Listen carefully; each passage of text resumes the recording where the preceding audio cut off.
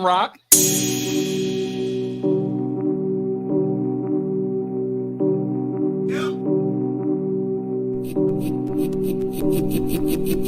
Eureka. We make plays every day, yeah. We make plays every day, yeah. We make plays every day, yeah. We make plays every day, yeah. We make plays every day, yeah. We make plays every day, yeah. We make plays every day, yeah. We make plays every day, yeah. Hit 'em with the run pass option. I run shit or I shred from the pocket. I'm always shopping, I'm always copping, and always pray I'm falling like leaves an item. Hey, what could I say? I make plays every day. Catch me with a thick one, make her pay what she weigh. And then some. Welcome to my kingdom. Really in the field, never got my feet up. Go hard, push a hard line. Yeah, been around, peep the archives. Yeah. Off top, it's a long grind. You don't need a watch to see that it's our time, yeah. I'm counting chips, finna take the chip. You counterfeits, better pay attention. I'm about a chick, catch me in my bag. Sunday to Sunday, living that. We make plays every day, yeah. We make plays every day, yeah. We make plays every day, yeah. We make plays every day, yeah. We make plays every day, yeah. We make plays every day, yeah. We make plays every day, yeah. We make plays every day, yeah. Could be one sitting in the pocket. I like to dip and dunk, but I rock it. Money, money, money is the topic. Win, win, win. It's the only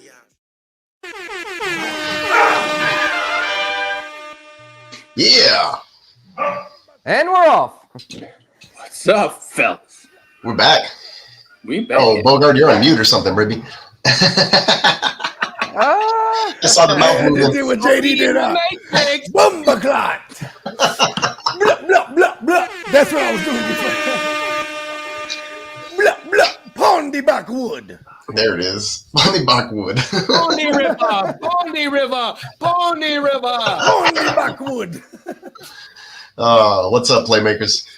Gang. Do, man. Yeah. Well, we have a fun one for y'all tonight. It is the fill in the blank episode. Hey, one thing that I gotta say before we get started, right before y'all seen us come on live, presented by NeonPeacockMerch.com.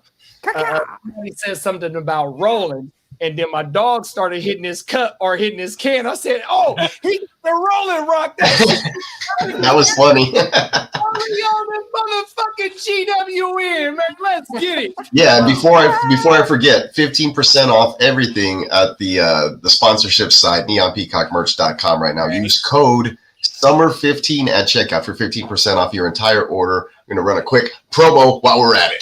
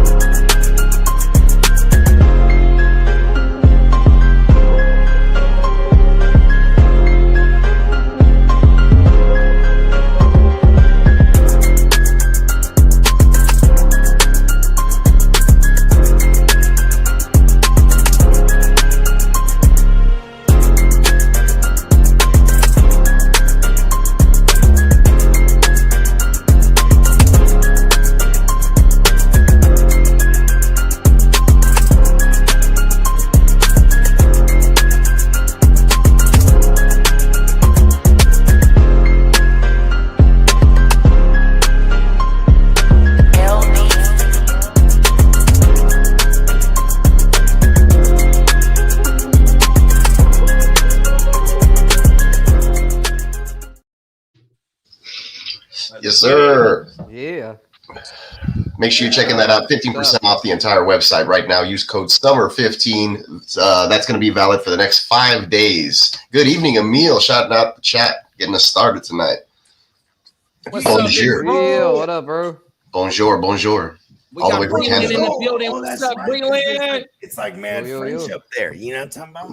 This That's my right. new YouTube channel right here, y'all. All Strictly right. nothing but fantasy football. That's me right there. If y'all can, please show me some support. I told everybody when I was gonna make this shit, I was gonna keep it organic, but it's about 2 months in. I only got 1 subscriber. That's myself. So I need y'all help. Oh, I'm gonna go Let's sub go. up right now. I got you, man. Heading over there. Yeah, we got to show JD some love. That's right. That's All right. Yeah, Good let's, stuff, man. Cool let's- deal. So yeah, like yeah, Bogart let's mentioned do off the it. top, this is a fill in the blank pause episode tonight that we're getting started. We got a couple of topics for y'all. We're gonna go around the panel, give our take on the topic, and then we'll do like a little bonus question at the end before we move on to the next topic. So that's gonna be the structure for tonight. And yeah, what's that? In the blank. I need a pause button.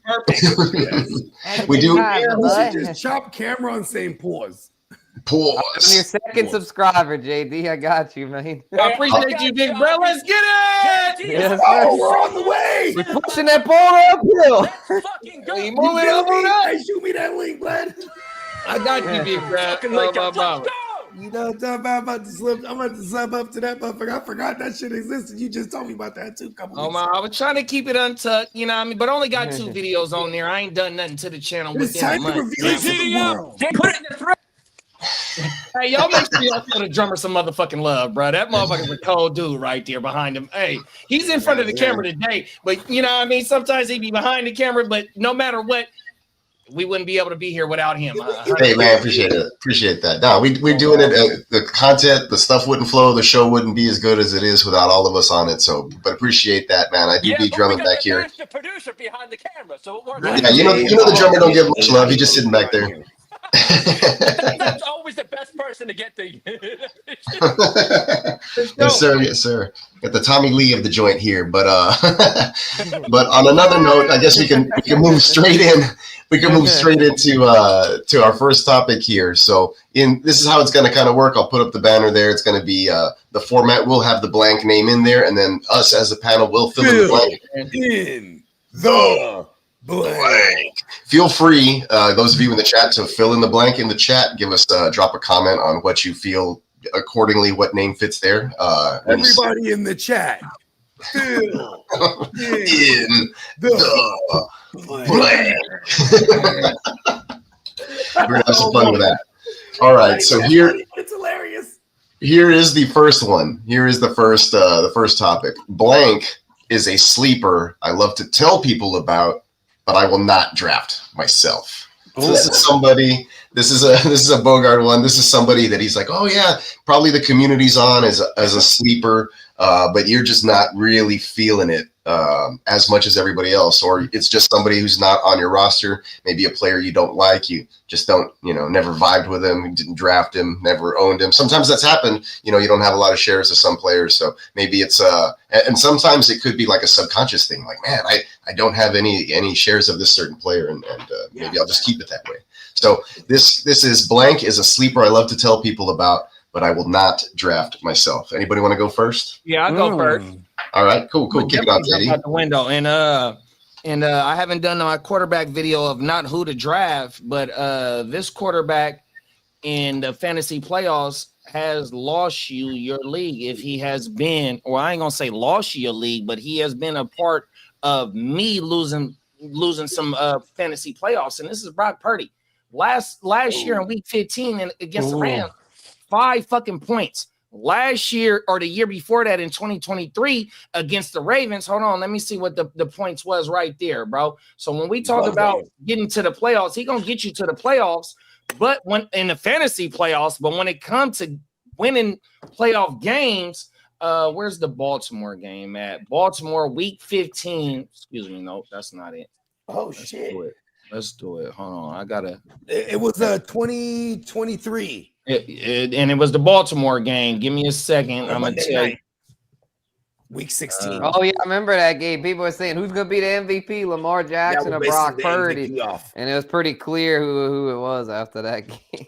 We'll figure out who's MVP. I don't know why this shit taking. My internet must be running a little bit slow. So we had. Why you? Oh yeah, I'll wait for you. I'm actually curious to see who you're feeling the blanket right here. Sorry, that was super late. That was supposed to be for the Brock Purdy versus Lamar.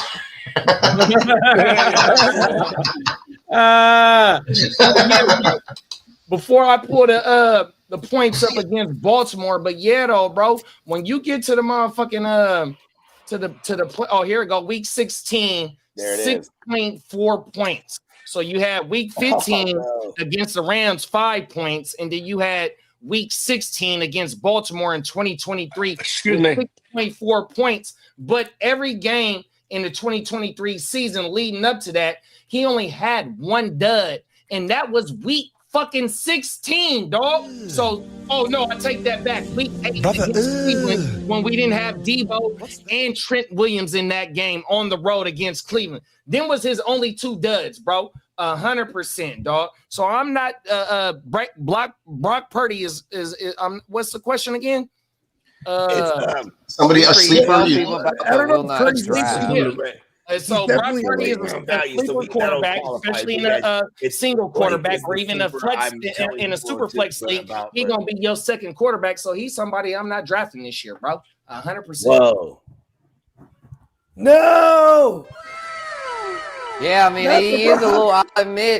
I'll admit he's someone that's where do I have him ranked? I got my ranking just pulled up. I have him ranked QB 12 overall, to where it's like, if I get him late enough, I'm all right with him, but I for sure want a good backup to pair with him. Like, if I do draft him, I'm going to try to get like a Herbert or a Fields, to pair with him for in case he would have I'm not sure what the Niners schedule is, but if he's got some tough games down the stretch, and I might prefer to play somebody else with a better matchup over him because of what JD just said. So, I wouldn't really prioritize him, but I mean, I do kind of like him as a sleeper, to where if he would fall to like the 10th round or later of a single QB, like, I'm about it, because I think that's where he's his ADP right now, early June ADP. I'll pull that shit up right now. I want to say I will die with the Brock.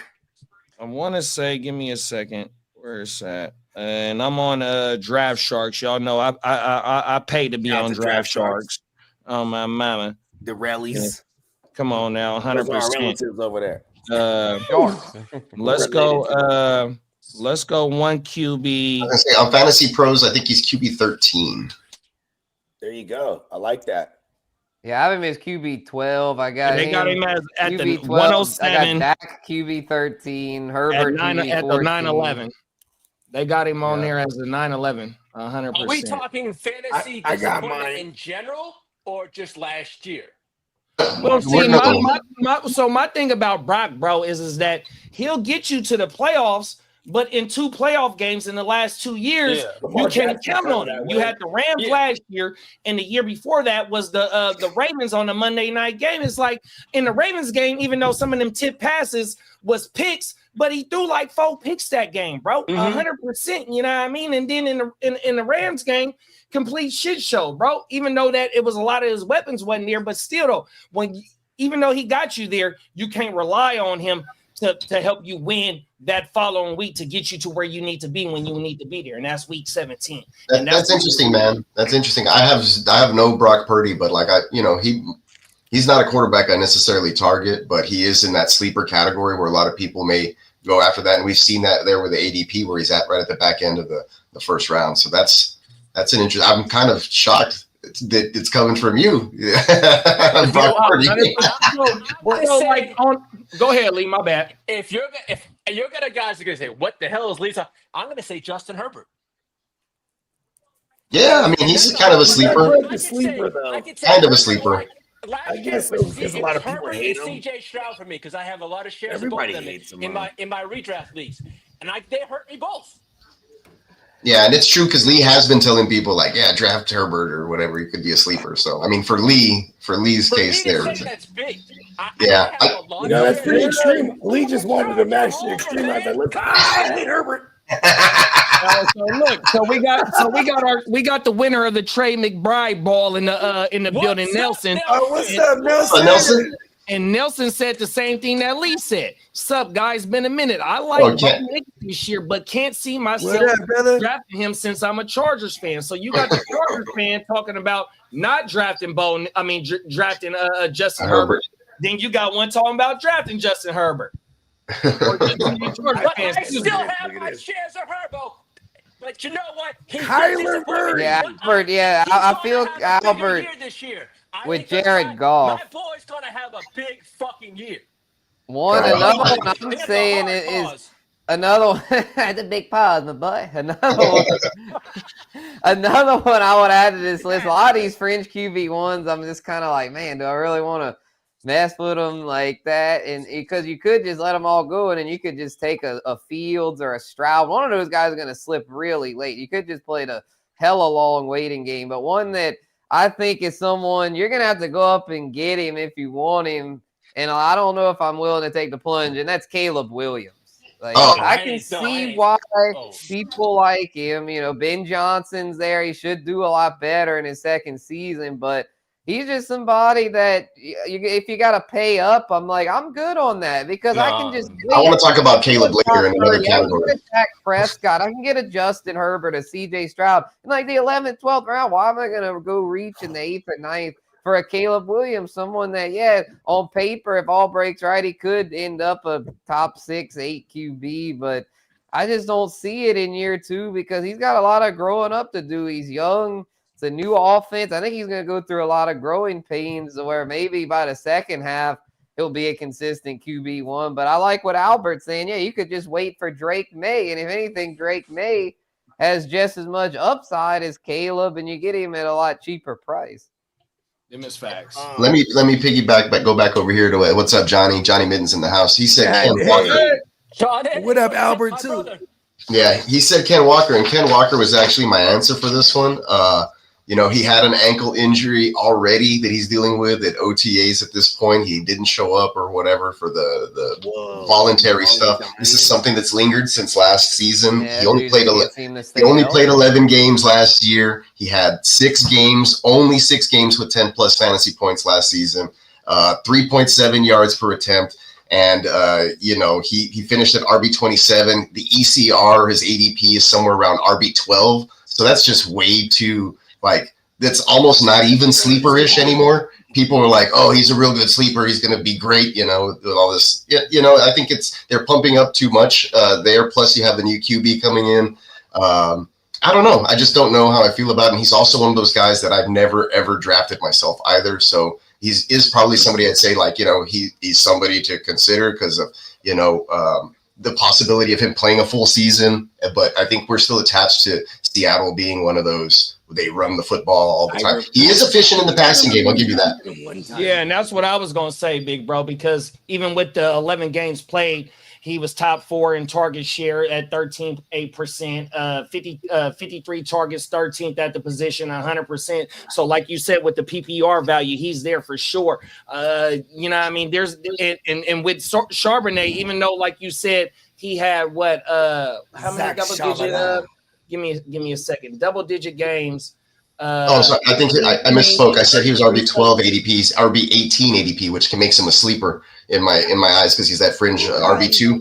But he was number RB12 in fantasy points per game last season because of the receiving. It really bumped him up.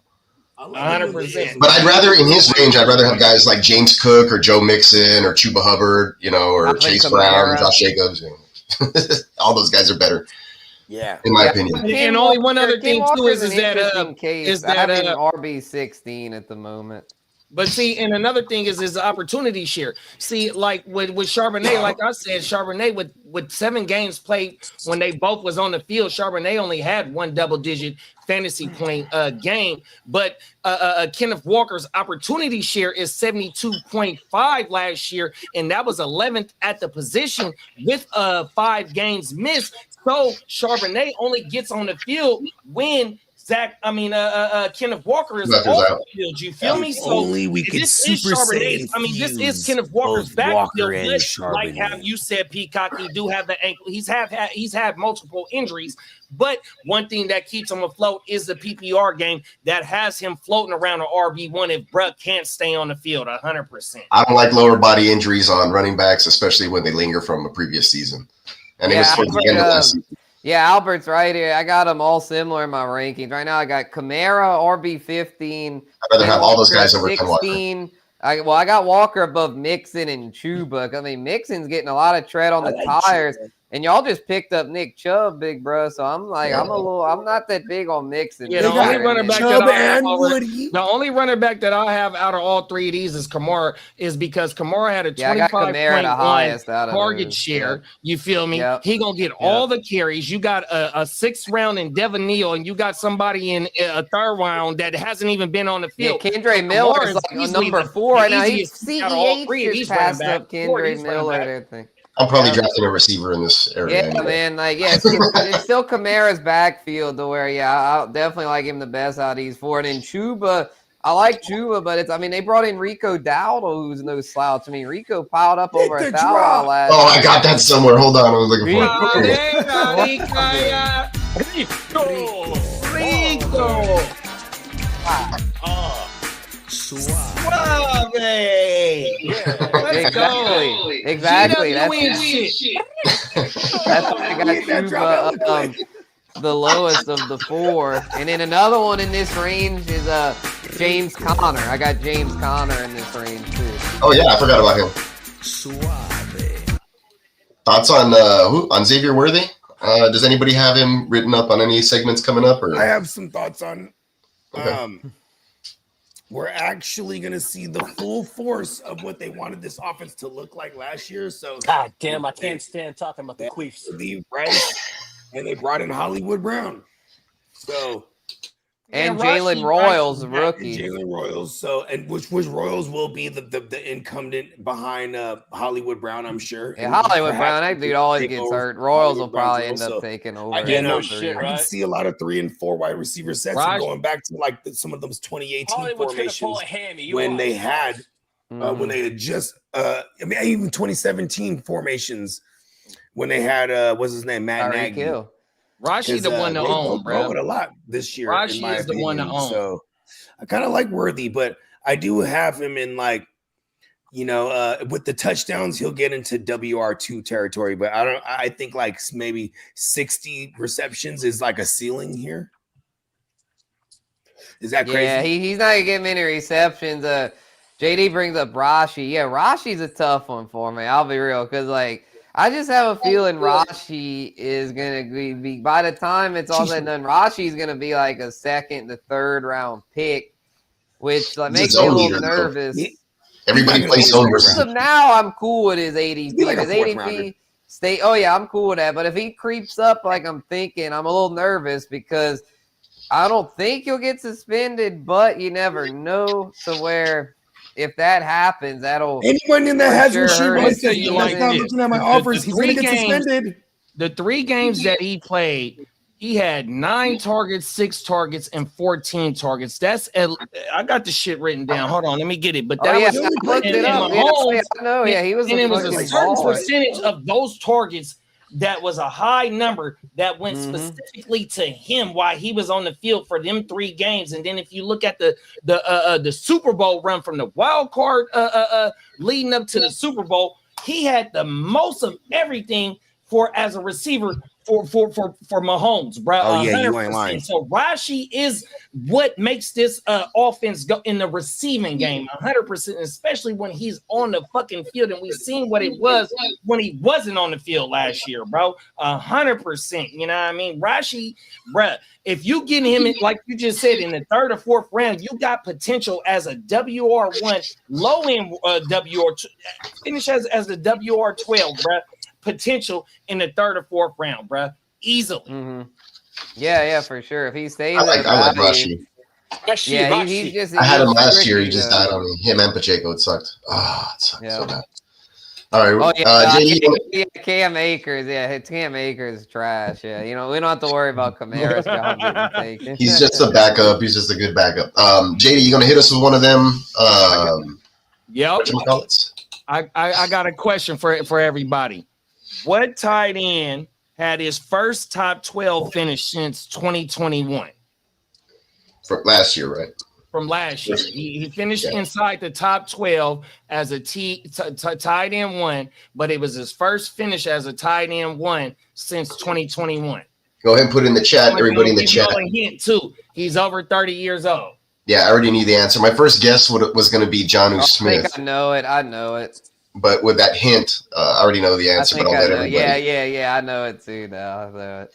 Johnny Middens in the chat. Yeah, it's Ertz. The answer is once Jay said over 30, I was like, oh yeah, Ertz. Yeah, Ertz. The answer is Ertz. Here you go. Yep. There you go. There you go, Johnny. Yep. Good shit, Johnny. Yeah, man. Zach Ertz, man. So you got so good. you got fucking McLaurin, Ertz, Debo, Zacchaeus, a rookie in Lane, and fucking Noah Antonio Brown, bro. Didn't he get carted off practice? Still there. Who? Luke McCaffrey. Oh yeah, McCaffrey. Yeah, forgot about him. Well, yeah. Yeah, Noah Antonio Brown got carted off of practice the other day. So yeah, Vincent they were hyping him up. The Ertz pecking order is still good. Even with Ertz is still there though, yeah, on top. And even with Jay Lane's third round draft capital, Ertz is still locked in with the 91 targets. He had 91 last year, 60-something receptions, maybe 7 TDs, I think it was to be exact. But bro, locked in, bro, 100%. One of the best young rookie best friends is an OG tight end that know how to do what he know how to do, and that's what Ertz did last year. And then from 2015 to 2019, he finished in the top 12, 100%. So OG Ertz does his thing, bro. So Ertz is somebody that you want to go get this year, bro. My ball, Zach Ertz. Hey, Bogey, I guess. How about this question? Are we taking Ertz or are we taking Tyler Warren? I'll take Ertz because he'll go way later. I was gonna say I'm too scared to take Warren wherever he's probably gonna end up. I'm not ADP out the window. It's just them heads up. Who are we taking? Oh man, I don't want to take the old guy. I think I'll have 0 Tyler Warren, and I'm okay if I'm wrong about him. I don't want to take the old guy. But folks, that person came back about the CeeDee Lamb trade. Okay, what's the trade? I offered someone to get Bogan and I were working on getting CeeDee Lamb. He came back. He goes, "Well, if you want Justin Fields, I'll give you Laporta and Brian Robinson for Fields." So I'm like, yeah, say I want Laporta and Chase Brown. The guy had Chase Brown over there. There you go. And then smash. Dun, dun. Yeah, guys, I didn't realize how good Ertz did down the stretch last year. Yeah, he was pretty darn good. He was number one. He was number one in targets on that team, and I think at minimum, he wasn't in first in targets. I don't think. Year. Like if he plays all year, he's like number 3 at minimum. They were, you know what I mean? Like, JD5 was on fire, and they were putting up hella points too, even in the playoffs. So yeah, he was tight and reliable, kind of like the way I used to play flag football. Just lumber down the field, catch everything that's thrown your way, don't get a lot of yards, fall down. Right. Dislocate your finger. Let's go. Yeah, he's 34 years old now. That'd be the only concern. It's like, man, he's getting up there, bro. He hasn't had a ton of injury over the. There's been the senator. Shout out to Johnny Mins. That's what he calls him, right. Senator. Yeah, no, I like Ertz. Is like if we take you could pair him up. Like, all right, let's say I take a chance on a Dalton Kincaid, right? It was like, oh, well, give me one more chance. Then he sucks again. Well, but at least if you got an Ertz as your second tight end, at least you got someone that's a little more reliable. To where if Kincaid busts, you got Ertz to at least kind of bail you out there. Well, so I take a flyer like on Gesicki or something. I'm glad you said that. So the reason why I said Ertz, and I got, like I said, I'm finna drop some shit. So the 3 tight ends that I'm finna talk about is Jonnu, Ertz, and Kincaid. 100%, big bro. So I ain't mad at you with that Kincaid take, because I do got it. Ain't gonna show it, but yeah, yeah, man, there it is. Almost. See, you've been doing your homework. Kincaid is on my list, big bro. On my mama. Game recognized. That's a huge bitch. That's a huge bitch. That's his all right. Well, let's go ahead and move on to the next one here. And while I do, let's officially move on by doing this.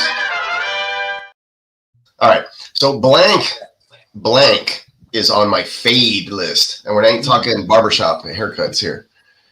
We're talking fading this player, somebody that's slowly moving down your draft board for whatever reason. I hate this. I'm gonna say it. This is redraft, so I'm gonna say it. JSN, right. man. Yeah, I was thinking about putting him, but I just talked about the Seahawks, so I didn't. JSN, but I hate Sam Darnold, and I hate that we have to pay last year's price for last year's production price, what he deserves to be drafted at for JSN this year. I don't want to pay that. Like, he's going in like a range where I'd rather take, like, I'd rather have Mike Evans in some instances, bro. Is that crazy? No. That's I like Mike Evans. I think JSN. It's hard to put him on my exact JSN's in pretty he's good never spot. gonna go later than I want him to go. You know what I mean? It's hard for me to I quit. tell you what, I do think people are scared of Darnold. I see JSN go a little later, like sometimes. Like, I got him pretty late in that mock. Okay, I'll remove him from the. Yeah, when you took him in that mock, I feel a little more comfortable. I got him at a good value, like late third. I was thinking about him like in the. That's right. I'm high on him. I was like, I can't take him in the second, but then he made it all the way back. I was like, all right, well, I'll for sure take him now. There's an argument to be made that he's the only game in town, right? That he's what? There's an argument because Cooper Kupp's getting beat up. I almost would rather have Garrett Wilson. Not much else over there. So. I hear you. Okay, he's like a Garrett Wilson type. Tyreek Hill. I want no part of Tyreek Hill, man. Like Tua is cooked, man. Jalen Waddle was my honorable mention, but he's not. Tua's cooked. Go ahead. I don't want any part of Tyreek the Freak. I'm sorry. Do you have Tyreek in any leagues that I'm in with you? I got Tyreek in like one, maybe. No, I don't have any dynasties. Because I was saying I'll give you a fifth round. I saw you sent me a trade for Jonnu, Bogey. I saw you trying to get Jonnu off me. Y'all trying to dance? Yeah, we can dance. Like, can I have this dance? Like, that's what that you can dance if you want to. Jonnu, though, because of the fact you can leave Jonnu behind. Over there, though, bro. Jonnu and A-Chain is the most attention players over there. That's what I'm saying. That's why I'm avoiding Tyreek Hill, especially if Jalen Waddle kind of takes off some this year. Then it might make it to where, because Jalen Waddle was kind of the odd man out last year, where if he gets going, then that might make it to where Tyreek Hill's the odd man. Jalen Waddle, who's progressively gotten worse every year since his sophomore season. Yeah, I don't know. Maybe Waddle's just a bust, but I got Waddle in that league too, so maybe I'll trade him. Mine for this category, somebody that man, Nelson, like Burrow is so legit. Like, but I was like, I'll mention my guy real quick. It's Breece Hall, because I just go. I like Breece Hall. Yeah, he's somebody I'm just fading right now. He's likely to lead a committee. That's never good news when he goes from being like the main guy, and then like you kind of saw parts of it last year with help me out with the other guy who's there. Braylon Edwards. Yes, thank you very much. I saw him. Braylon Allen. You saw him. You saw him flash. Edwards is my cousin. Yeah. They got Donovan Edwards over there. Yeah, his ADP is it's still he's still pricey for me. It's just somebody that he's going before Bucky and Jonathan Taylor and stuff like that. So there's just maybe some other running backs that I prefer to maybe lean on if I'm going to select a running back in that zone. So just not feeling it there, especially with Justin Fields coming in. I don't know how the offense is going to be. Maybe he's going to run a heck of a lot, and it's not going to, and then with the committee there, I don't know. It's just going to be a weird, what are they going to do? Like a wishbone, a bunch of misdirection.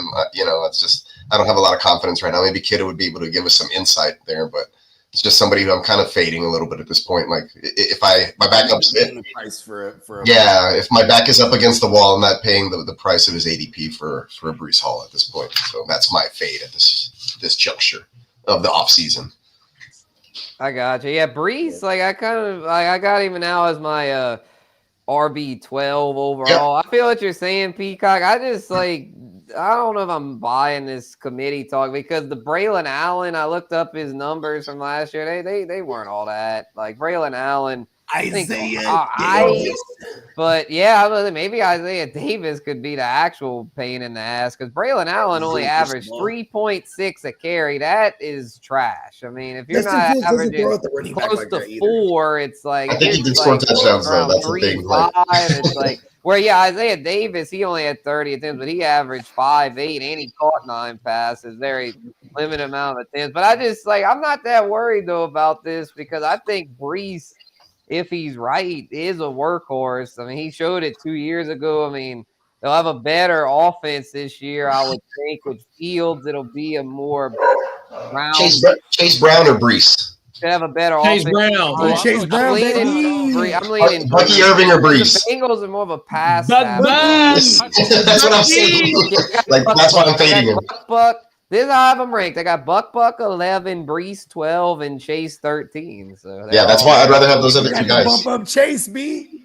I like the offenses. They got Samaji, they got Zach Moss. When you look at the offenses, though, and the scoring opportunities, I like Tampa Bay and I like Cincinnati. I don't like the Jets. Yeah, I'd rather be attached to the better offenses for sure. So my thing is I'm gonna go on the rookie running back hype. King. One of the running backs that I'm gonna fade with. So you got Genty, then you got Amarion. Shout out to B2K. That was on the motherfucking BET Awards doing their thing 100%. It was good to see them doing their thing. The black ass moves. Have you seen his moves? Bum, bum, bum. Whoever Those said moves were that, so that's funnier than a motherfucker.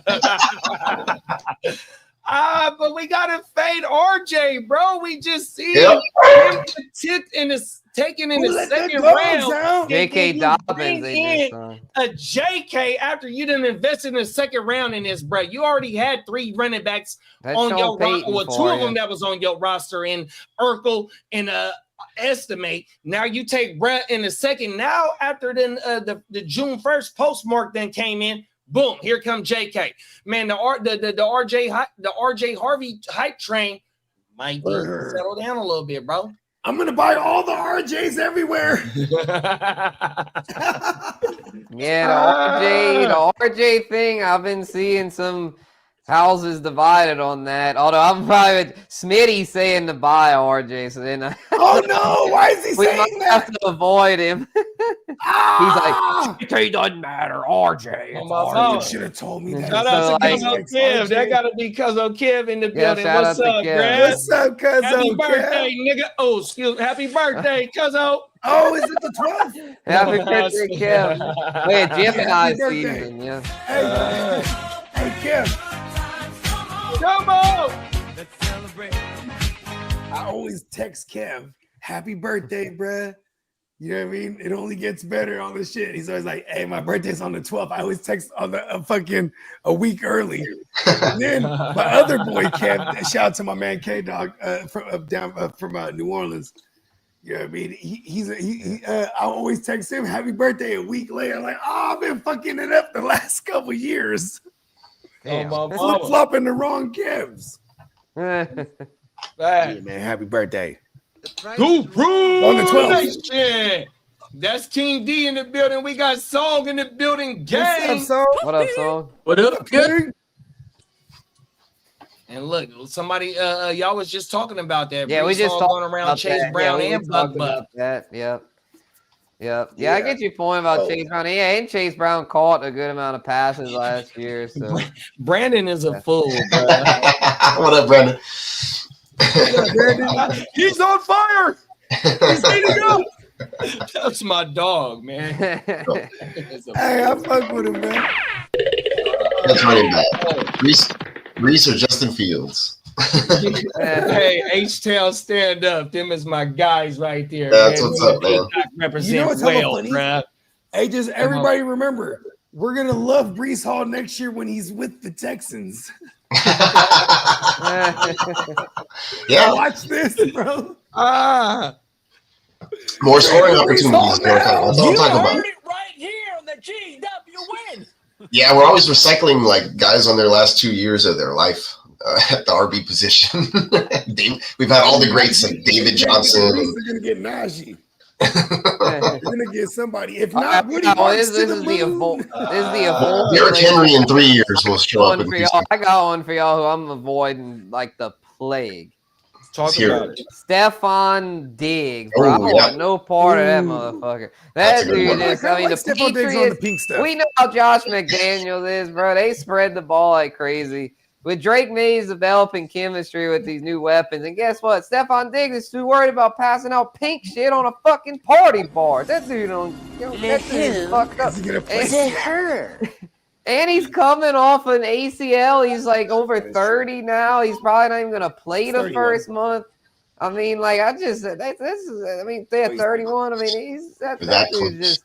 I don't even know if he's gonna hardly. I mean, he'll make the roster, but I mean, I don't know if he's gonna hardly play much. Is he gonna play the slot? Because then I want no part of it, man. If he plays slot. His best we days love are Josh behind McDaniels him. slot receivers. So, I mean, I guess if he goes in like the 12th round, but I just for where he was going the last I checked, I want no part of it. I was gonna say this is for Diggs here. Hold on. The her. Hey, he had that puffy mix in his in that bag on that yacht. The Tootsie. The her. The Tootsie. He had the Tootsie allegedly in that bag. Yep, allegedly. Yeah. Yeah, not just cotton candy. For those that don't know what Tootsie is, it's a mixture of ketamine, Molly, and cocaine. Oh, you gotta trust. I am a doctor. Stephon Diggs said, "Take to it ease and call me." Good evening, Carl. I hope you're doing well. You got Diggs in 17 and 21 ESPN leagues. What up, Carl? Damn, Hey, that's for morale purposes only. You know what I mean? Team morale purposes. Locker room, Where is he going? All right, just to show y'all how I'm not a fan of Diggs here. His ADP consensus is WR40. I got him as WR54. Yeah. Oof. Woof. Hey, shout out to our Patriots insider Johnny. Johnny said Demario Pop Smoke Douglas. Yeah, Pop Smoke Douglas, bro. That's the value. That is the value. Hey, Spencer. Pop Smoke Douglas. Spencer, say it again one more time, big bro. Pop Smoke Douglas is the value. Yeah. Okay, so here go my next question. And here go the easiest answer. What wide receiver in New England finished in 4th in slot snaps at his position? It's gonna be Give me Pop Douglas for the win. Pop Smoke. 4th at his position in slot snaps ran, blah.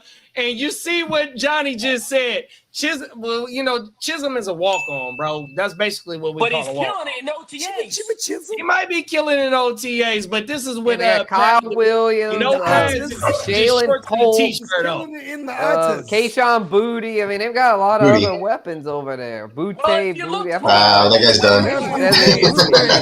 Booty. That guy's Booty. Hold up, let me go tell you thoughts. This is Pop Smoke. That's a hard pause. That's a hard pause. My boy. From New Iberia, man. Booty came out of Spencerstown. He did, yeah, he did. From New Iberia, 30 minutes south of where I'm from. Covered him in high school. I've heard of. That's he went to Westgate High, bro. He went to Westgate High. That I played the video game from, bro. On my mama, we used to play that. Oh, my mama from New Iberia. Oh shit, that's crazy. I've never heard of that until you just said that, bro. Oh my mama, my dog. Shout out to my dog, bro.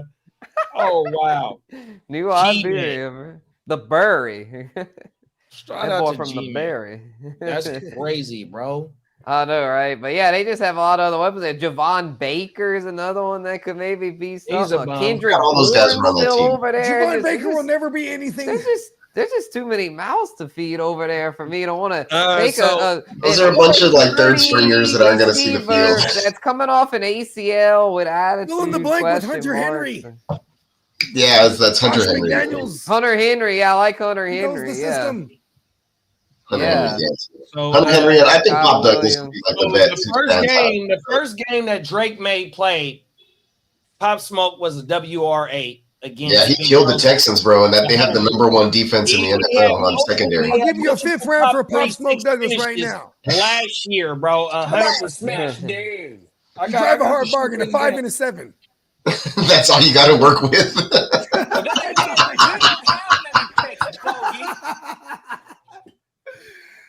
Like, give me all. You or not? You got you, mofo. I didn't hear it. All right. Let's move on to the next one. Here it is. Boom, boom, boom. Blank is in line for a bounce back season. Okay, so now we got to think who was fucked up. I'm going to say Christian McCaffrey. Oh, this one pisses everyone off. That's a good Aaron that's a good one. Rodgers. No.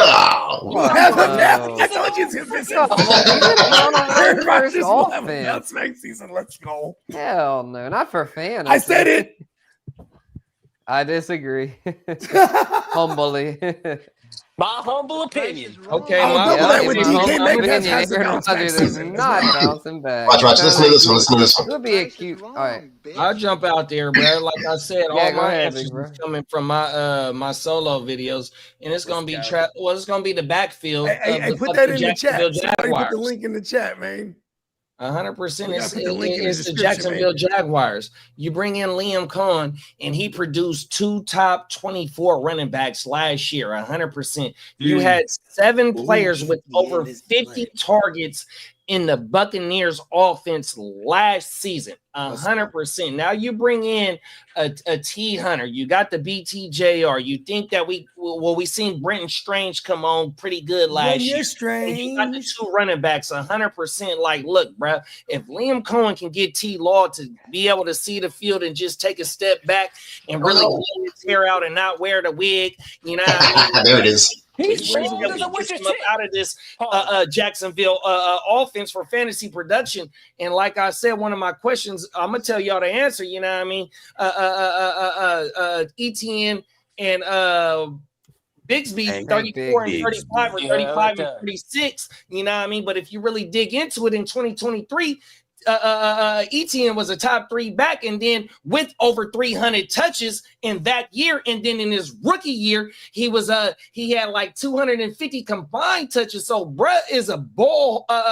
He's a bell cow. Shout out to the bell cow, 100%, baby. I'll give you a 5 and a 7 for him. So you know what I mean. So my bounce back season is the Jacksonville running back room. Oh, okay, good. Running back room. I thought you were going to say T-Law. That was slick. He said the Jacksonville running back because, you know what I mean? It'll apply to whoever it is. But I like both of them running backs. So Yeah, because no, I said it was slick. I like that. 100%. That shit was hard. Pause. Oh my Cool, God. man.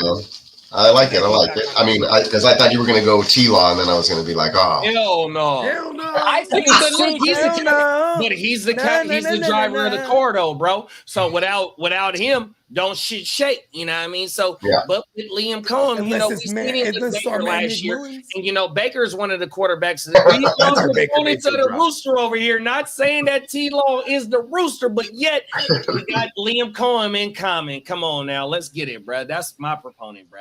I heard Baker, and I was like, yes, I get to use the drop. I think CJ Stroud's going to Trevor Lawrence is like a That is mine, leading right into that. I can touch on that real fast. Pause. Go right. That's what he's got a new offensive coordinator. That's got the first thing. line. He's just going to protect his. Well, I don't know about that. That's up for debate. Well, But he's got offensive weapons. He's got more weapons. Also. he does. They did upload, right? They reloaded with the wide receiver room because of the Tank Dale, Stephon Diggs. I do like the new offensive coordinator, the fact that they're giving CJ Stroud control of the offense. They're taking the leash off. Apparently, damn it, Bobby Slowick was basically like he was a dictator. He didn't let CJ Stroud do anything to change the plays at the line of scrimmage. Basically, yeah, held him back in his second season. The sacks did go up a lot, you know, from like 38 to like 50 something or close to, I don't remember what it was, maybe 62, something like that. But that's a lot of sacks to take. So CJ Stroud spent a lot of the offseason working out on getting bigger, stronger, faster, or his keys working on better accuracy as well. So the faster key makes me think that he's going to be willing to take off a little bit more because of, you know, having that added pressure in his face. Wants to add that element to his game. We saw it in big games when the team was facing elimination, or in the playoffs when he had to take off and run. He took off and he ran, and he did not slide. So I think adding some bulk to his part of his offseason, that part kind of hints to him maybe using his legs more, so that'll help with fantasy points as well. Then we take care of all the injuries. Now you have some backups in case guys go down. You have guys you can plug and play. You have the Christian Kirk clone with the new guy in Jalen Knoll. You have the Nico Collins clone because he always tends to miss time with Higgins there. So that is that. I mean, then you have Brevin Jordan coming back. You get some weapons back. You add Nick Chubb into the backfield. If Joe Mixon goes down, you have another 1-2 punch maybe. If not, you have a good, strong backup running back to help keep things afloat. Because the Texans were injured last year. You never saw them at full strength throughout the entire season. So what does that tell you when they fire a team where the offensive coordinator wins 10 games in back-to-back seasons and they win playoff games in back-to-back seasons? It says that there was still something wrong. They want to take the next step. It looks like they're dialed in, and I think CJ Stroud is in line for a big bounce-back season. I love that, big bro, because this CJ Stroud pressure throws 145, third at the position. Pressure completion percentage 27th at the position, 53.8%, and then you got his deep pressure catchable pass rate 53%, 22nd at the position. So when you got a shitty ass offensive line, like you kept saying the whole fucking year last year, you feel me? Bruh is inaccurate when he's getting pressure. But if you look on his fucking play action completion percentage is 59.3%, 9 at the position. Now the only thing is that we broke it down the other day. They was 22nd in the league in rush attempts. So now we got to try and get the motherfucking a little bit more of a balance to be able to use this motherfucking play action, the play action in this offense, because he's able to see the field better and shit like that. So we got to be able to not only just only be 20, at the bottom half of rushing attempts, and it's more probably a 60-40 split of passing and running the ball. If we can get to maybe a 50-50 or 55-45, something like that, and allow CJ to manipulate the fucking defense, you feel me? He's able to see the field better. And then with them investing in a second and a third round pick and wide receivers, bruh, it's like, look, they're investing in him to be able to succeed. But now we just got to be able to get a little bit more of a balance to where it's just not so predictable that we throwing the ball so much. And with him being able to be in a comfortable pocket and see the field, he's able to deliver the ball a whole lot better. And like you just said, he was able to use his feet a little bit more last year, like we seen in the national championship a few years ago, that he does have that ability, but yet he's a deliver the ball first quarterback. 100%. Exactly. So we need to get that pocket a little bit better for him, because he is a top quarterback in this motherfucking league. Yeah, he said that he PR'd in basically, that's personal record, personal best in strength, speed, all these other goals that he set for himself this offseason. That's why he was a little sore dealing with some stuff, and they're just kind of rep managing there or whatever. But level 10 strength. Yeah, something like that. I don't know what it was. But he's dealt with shoulder injuries before in the past as well. I think they just did a good job getting him right, and he was able to throw and kind of calm the worry or whatever a little bit. But, it's going to be interesting.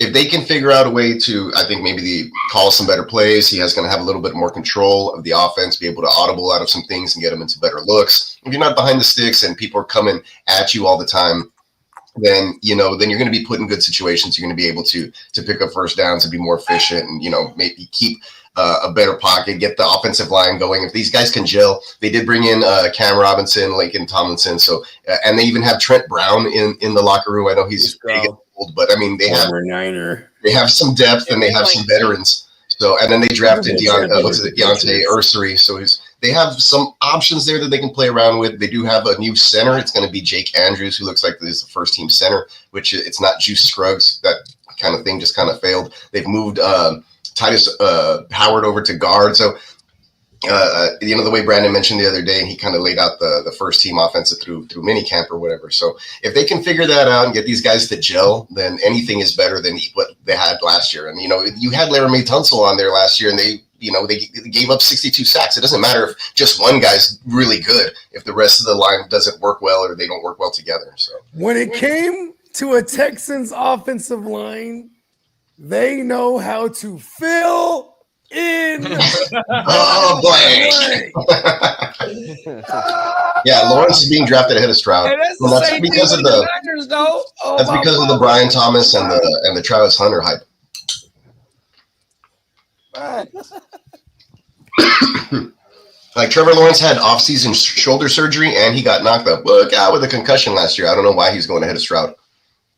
Yeah, that's the Liam Cohen shit, bro. 100% on my mama. Let me throw out my next question for y'all before we get into the next fill in the blank. This gonna be an easy one. Well, it might be easy. There was 11 wide receivers who had at least 140 targets. Give me the 2 who didn't finish as a top 12 wide receiver in 2024. Okay. One more time. There was 11 wide receivers who finished. No, there was 11 wide receivers who had at least 140 targets last year. Give me the 2 who didn't finish as top 12 wide receivers last year. Ooh, it's a little tricky. Let me think about it a little bit. Honestly, I think that's harder than you think. That's so probably I a good talked guess. about one of them. I talked about one of them on the pod before. Josh Downs. Nope. He didn't get 140 targets. Shit. Alex Good Pierce? shit. Nope. Good Those shit. are all No, he's not a volume guy. No, it's shit. Hold on. JSN. Nope. Well, Cooper JSN Kupp. finished in the top 12. I think he was He like did finish top 12. Okay, all right. Yeah, let me just. I'm trying to think, like, who's- Garrett Wilson turning finished in the top 12 too, big Brad. Then we got Yeah. Angel Reese. Oh my god. Angel Reese. Angel Reese be showing up like she's at a fashion show and then put up 4 points and 2 rebounds. Damn. DJ Moore. DJ Moore is one of Oh, them. nice. Oh, Nice. nice. Got DJ one. Moore's All one right. of them. Wow. Got one. Yeah, DJ Oh, Moore. Romo Duze. No. Oh no, no. he just had 100. That's the same team, isn't it? He only had like 100 Yeah, exactly. he had 100 targets. What'd you say, Peacock? No, they were on the same team or whatever. I'm trying to think. So Yeah, you DJ got Moore. DJ Moore. Yeah, I'm trying And to then- think of the next one. Give me I'm gonna get it. JSN. is no, No, yeah, he he's finished finished in the top 12, so it's JSN. Wandale. 12, that's right. Duh. Oh, Wandale. One day, oh yeah, we'd have been here all night trying to guess that. Hold on. 1' Dale. Yep. So look, 140. Oh yeah, we did talk about that Volume recently. is key. I couldn't believe that. I think he caught 97 in last this year. shit, right? 97 or 93 passes. Right, 93 receptions, but the A-dot was terrible. The Oh, yards so was bad. terrible. So The bad, touchdowns yeah. was terrible. Oh, But the yeah. motherfucker was top 10 in fucking targets, dog. That's So when you crazy. no, for sure. And if He's you go one look of at all the 11. motherfucking receivers that had 140 targets plus, it's like it's only them. So you got Jerry Jeudy who finished 13, who had 145, and then DJ Moore with the 140 at wide receiver 16, and then Wandale at wide receiver 36 with 140. DJ Moore and Wandale had the same amount of targets and the same amount of receptions, damn near, bro. Damn. Malik Neighbors on the same team as Wandale had 170, and he missed two games. And he missed 2 games. Look at how many targets That's between 2 fucking players crazy. in that offense, bro. I've been saying that shit the whole fucking Dayball, it's still season, Brian dog. Dayball. It's still And Brian Dayball ain't Dayball's win offense. nowhere. He did exactly. Come on now, bro. Facts. Yeah, Even that's with Lito, crazy. even Lee say Theo Johnson. Theo Johnson might be a motherfucking sleeper this year. You never fucking know in this fucking offense, dog. You know who they got over there, though, who can also catch passes?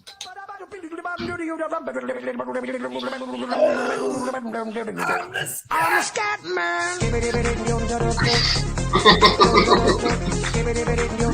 And guess who might be throwing him the ball? Infamous Winston. 6'6" president himself. I can see Jameis Winston just busting out scatting. Hey, Jameis Winston, hey, Bogey, look. Bogey, Jameis Winston go do this. He goes, That dude's a fool, that's what he bro. gonna do.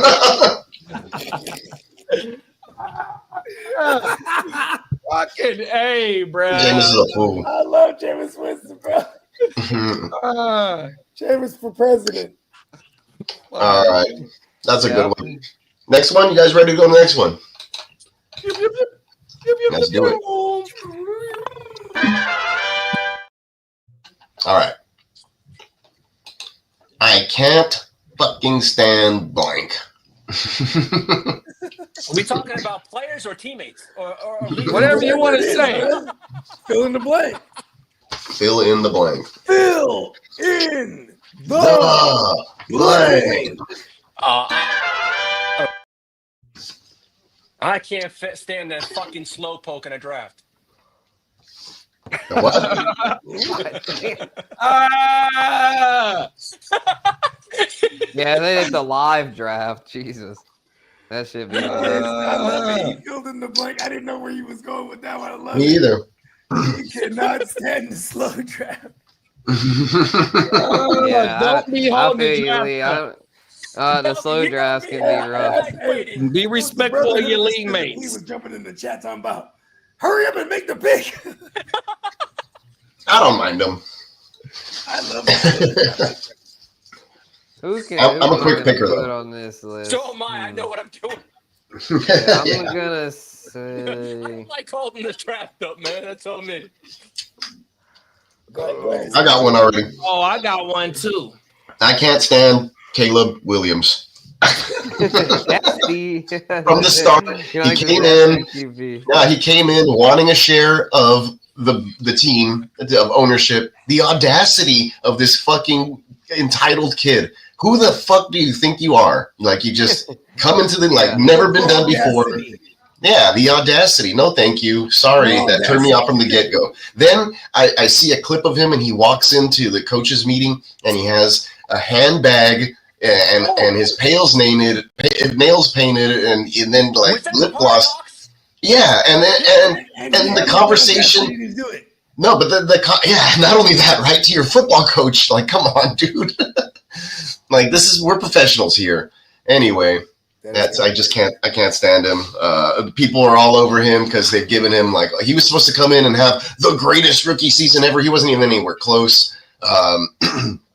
Yeah, it's just too much hype. And then they're doing it again this season. He has all the weapons, and he has Ben Johnson. Ben Johnson's already livid and pissed off with all the players in that locker room. It's going to take a while for the culture of the Bears to change, and I don't think Caleb Williams may be around long enough for when that actually happens. Oh, Everyone starts paying their nails. I think this is a good sign. Look what happened to Justin Fields there.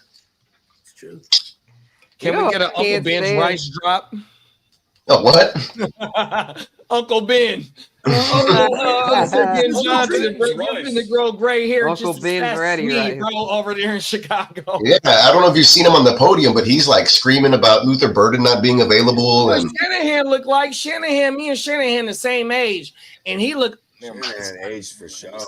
Yeah, he really is. Yeah. Shanahan is under fire. He's right being now, consumed by the dark I'm under fire right now. But shit. So everything, right? The dark side deforms the physical form. Yeah, I'm gonna go with Phil. I can't stand because he's just so damn inefficient. Now he could be in a pain in the ass to our Amorian shares, but Najee Harris, bro. That dude's so I like got Najee for you in the Gen Wealth Net. Najee. I got Omarion in the Gen Wealth Net. Maybe I'd be interested as a handcuff. You but not Ken yeah, Walker? I'm just like, I got Omarion Hampton. Oh, I thought you said That's Ken right. Walker. My bad, big bro. Yeah, I got Omarion over there. Shit, I'll trade you. Do you have Gibbs, too, Gibbs, Bum, Lee, or bum, bum. Derek? Spencer, you can send Lee them got my way Gibbs. if you want. Let's go. Oh, I'm You willing want to Gibbs, take- Gibbs, we will Lee? take You got Najee. Jameer Gibbs in that league? I don't think so, man. I don't have that. Derek has Gibbs I don't in. have the Okay. high draft capital to get that. I don't have that kind of firepower. G got Gibbs and Kyron Williams. Hey. Yeah, Derek and Buck. Derek's RBs are loaded. But Can I make a declaration right now, y'all? but yeah, Najee, bro. I ain't fucking with Najee. That shit's like, ugh. Hey, But yeah, go ahead, JD. The floor is yours, Jimmy. Amarion Well, Hampton is now known on the GWN as Bum Bum Bum. The B2K drop. Bomb Hampton, bruh. Bum, bum, bum. I'm writing it down. He score, we gonna hear the bum bum Bum, bum. bum, bum. I can see it from the Don't worry, it's coming. Pause. Yeah, Bogey's gonna make a song about it. Oh, yeah, I'm good gonna stuff, bro. end it on that one, y'all. I gotta slide my G's. I gotta get up in the morning, but it's been real and Yo, Spencer. yeah. Peace. Yep. Hey, Spencer. Peace out. We'll run through. We can run through a couple of these real quick. See you in the Bay next week, Bogey. Oh, nice. Yeah. We in the Bay. On your back, Yeah, we in the Bay with Steamboat and Tino. We're gonna keep y'all posted, man. But yeah, until then, we'll yeah, I'm gonna be out there for sure, Brody. Yes, sir. Peace. You know what I mean? If you're in my Peace, neck bro. of the woods, I gotta come through. 100%. Appreciate you. Ladies, man. Show Spencer Guru, everybody. As I'm about to say. Nation. Spencer Guru, ladies and gentlemen. Emil saying DJ Moore and Zay Flowers. What up, Peanut Butter Waivers? Oh, what's up, PB. Yeah, I can't stand Zay Flowers either. I'm with that. Yeah, Zay I'm Flowers with would it. have been on my fade list too. Yeah, that makes I ain't sense. got no shares of him in Dynasty. That's for Yeah, shit. but he's a special one because I actually can't stand him either. Like, I really just can't stand how people keep trying to make a case for him. Like, he's Zay? gonna be like, his high. I think his ceiling is like WR2, like maybe WR. Whatever he finished at last year, I think was close to his ceiling. You know what I'm saying? Like, Yeah. that's the kind of season like Low end 1,000 yards, maybe 5. Yeah, because of Lamar and the way that offense runs, they like to run, bro. And what his claim to fame is just yards per catch. He probably catch 15, 16, 17 yards per catch, but yet you got to go a long way to score some TDs, and you not being involved in the red zone. And then we seen you drop one in the red zone to help your motherfucking or not to help your team. You feel They me? all got drops. Him and Mark Andrews. Together, young brother. You know what's funny? You had Zay Flowers dropping it, then Mark Bad Andrews with the bad drop on everything playoffs in the fucking title game. Long story longer. Do you bring in Sure Hands Nuke Skywalker? That actually means something. Facts. Yeah, that is true. I mean, how many career drops does Nuke have? Probably like. Yeah, I was gonna say you can count them on one hand, probably. 20? Nah, he's probably gonna have like 3 to 5 career drops. Really? Less than you can count them on one hand. Well, maybe not. I haven't seen him play since he left the Texans. Yeah, that is true. Man, that motherfucker, he got hands that are like 2 of my hands, bro. Yeah, they're like size That's ridiculous. what you call mitts. Oh my mama. One hand's like that or something. His fly trap hands. All right. Lee, I need you to remember this. Every time we talk about Omarion Hampton, yes, every time we talk about him, we're going to say, bum, bum, bum. Marion. All right, let's move on to You should make a song like that. to the next blank. Right now, like I already did. It's there. Part of B2K. Remixed. I was the original member of B2K. He was in the background dancing. All right, here we go. Leads in the background dancing. What am I not dance like?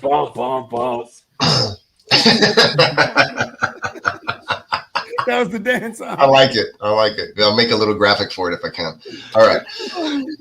I've given up all hope. Okay. I've given up all hope on blank. And I'll kick it off, but it's unfortunate Spencer just left, but I've given up all hope on Chris Olave. There it is. I was going to say Derek Carr. Hey, I've been buying low on Chris Olave this season. I got it for bro. you. Oh, you said low. No. I've just given up all hope. I've never had a share of Chris Olave. I made a shirt for him, hoping that he would have continue to do something. He had some flashes. You know what your name is. Yeah, 5 overall concussions. He only had 2 wide receiver 1 finishes. His stats.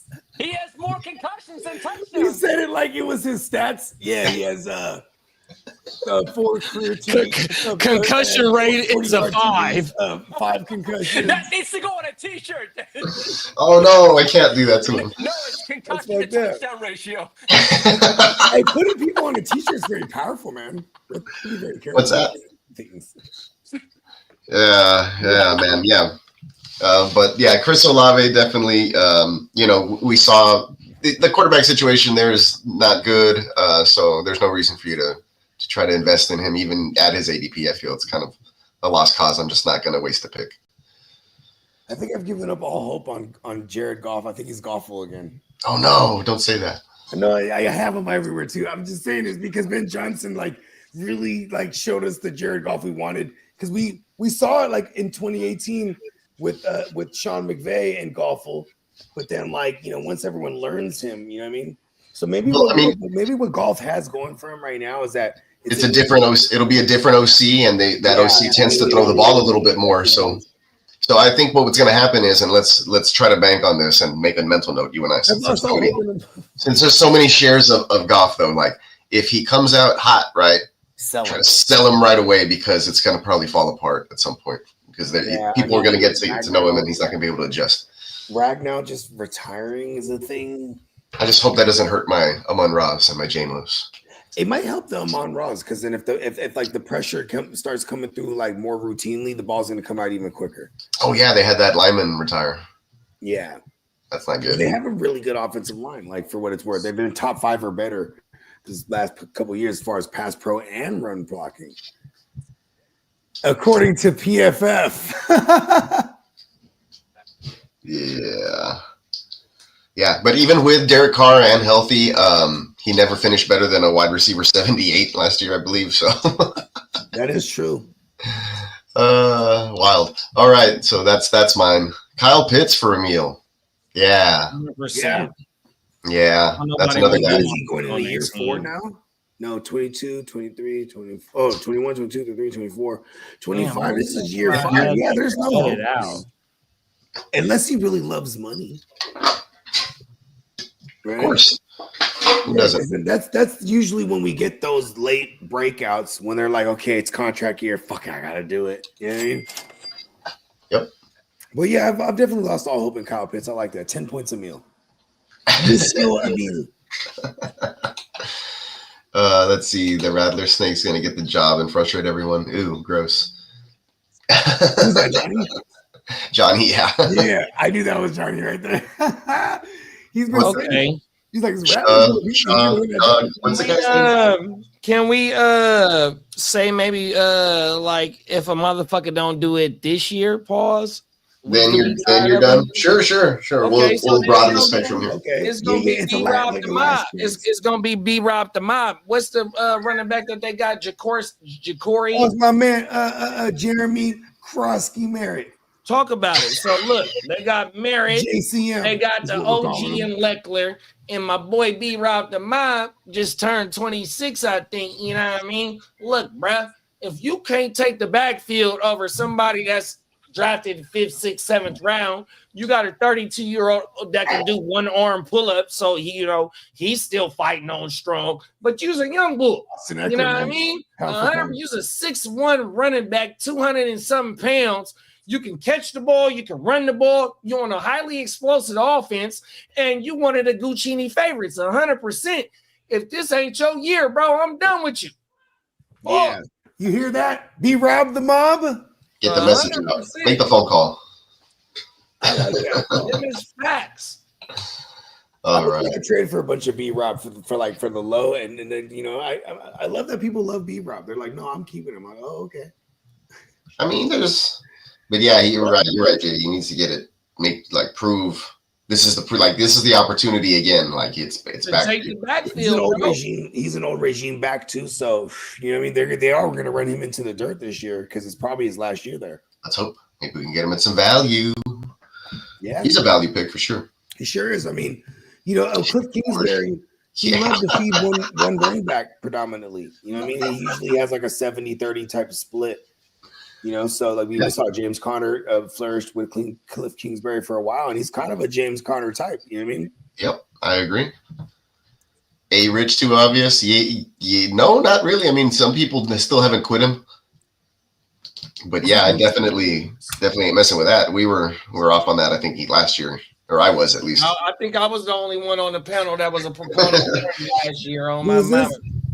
But it could have been the high end risk was there. I see the temptation. I love the Temptations. I got a song called Temptations. Oh, yeah. Hey, we gotta start doing thumbnails last like year. that again, where it's all of us as different shit. Like all of us as the Temptations leads the lead. Yeah. Olave 8 completed injuries on 11 targets. Damn, that's fucked up. That when that's his stats. He's heating up. Shout out to Brandon, bro. Brandon is a fucking concussion, bro. JD, I need He's that heating tape. up. Put that as a ringtone for you. He's a concussion one. He's a fully.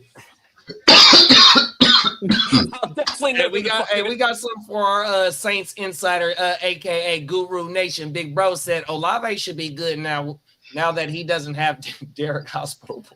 I'll let somebody else, reap the benefits of having Olave. The motherfuckers to get his helmet knocked off. Man, he's on the block. I have one share of him. If he comes out, no. If it comes out that he's gonna wear one of those padded things, then I'm down with picking him up in a draft. Oh, yeah. What's the name of that? What's the name Skull of cap. that helmet? The skull cap. What the Scully? Yeah, whatever those things are. JD, they call him Chris Olave, one concussion at a time. Ouch. Well, I guess you could only have one at a time. El Concusto. Like you can't get two at a time, right? He leads the league in El Concusto. You'd have two brains. Who was it last year that came out 1 week and then the next week went back in and got another concussion? Damn, that was two. He got on the fucking podium on that one. He's like, yeah, like he called two and he's off the.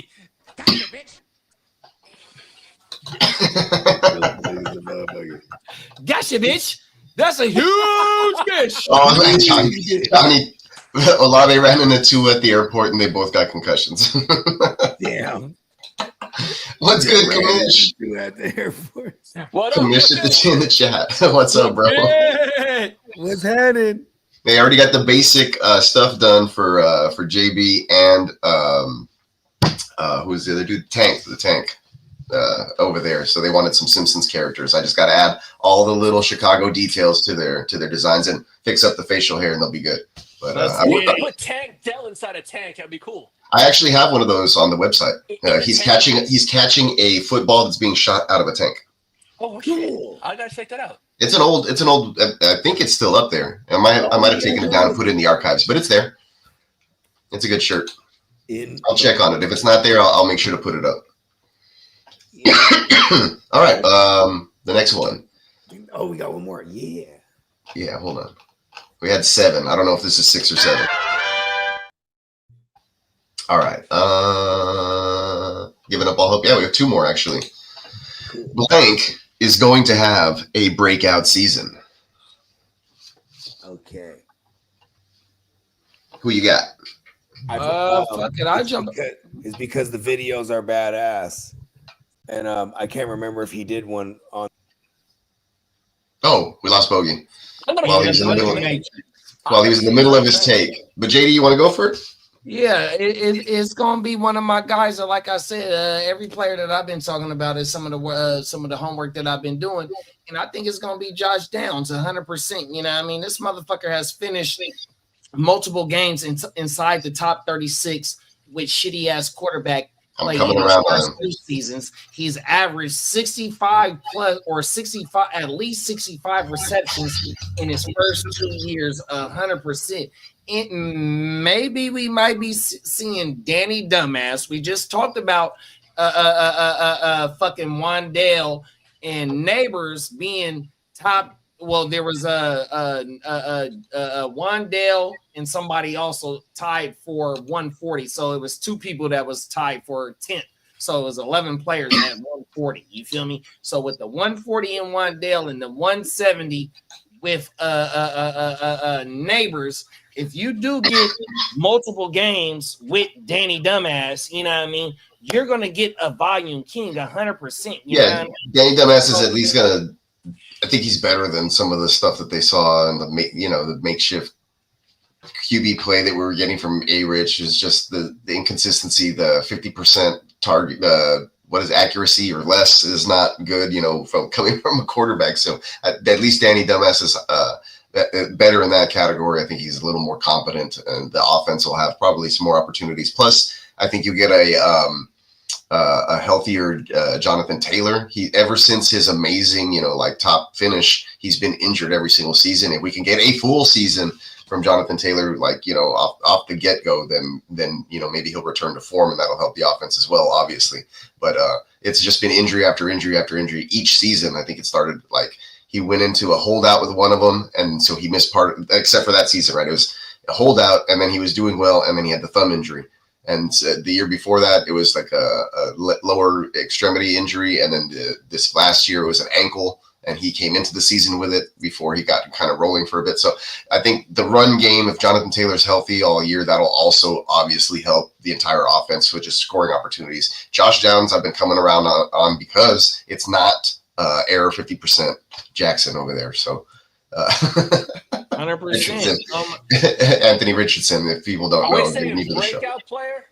And one thing about Josh Downs, right? He had 803 receiving yards, but 396 of those yards was after the catch. So once is this year 3? His hands, he's getting loose. You feel me? And for him to have an offense last year with Pittman, JT, then you had Alec Pierce, who was a boomer bust receiver last year, even though they took AD Mitchell, I want to say in the second or third round last year with high draft capital. My dog had a 25.6 target share, which was 19th in the league, and a 29.6 target rate, which was 6th in the league, and 437 slot snaps. You know what I mean? It's like, look, that's what we want in fantasy production. So if we can get any better quarterback play, and like I said, he's an average at least 65 receptions in his first 2 years. And his first year was Minshew, Era 5, and somebody else. And then last year it was Era 5, Flacco, and maybe just them two. But but it was the discombobulated offense never got like a flow going and stuff. It's hard when there's 3 and outs and bad QB play. I don't know. It's just. There's no quarter. I saw a lot of the Colts games. It was just hard to watch, especially when JT wasn't there, missing time and stuff. So that the offense looked, out of sync. Their running backs behind Jonathan Taylor were trash, bro. So.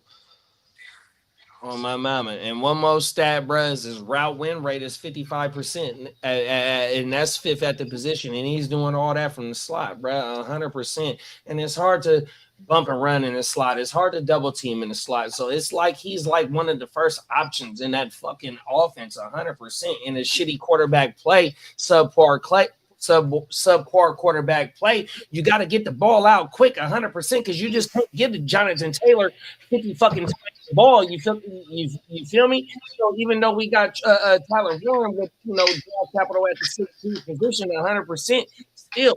Then them gonna be 1A and 1B 100%. So one of my things is like Josh Downs has a lot of value in this passing scheme, and Shane Steichen knows that 100%, and we see it with the advanced metrics and stats right here, bro. Fact. So I think he can break out this year, especially if it's gonna be some more games with Danny Dumbass. Yeah, I agree. I agree there. Bogart said his computer shit on him, so that's why he beat that. I was like, no, we're not doing the horse race because there's too many people to do the horse race. We're going to figure out some other way to do it, I'm sure. They'll randomize it somehow. I'm going to say Drake May. Drake May breakout. That's good. I like it, Lee.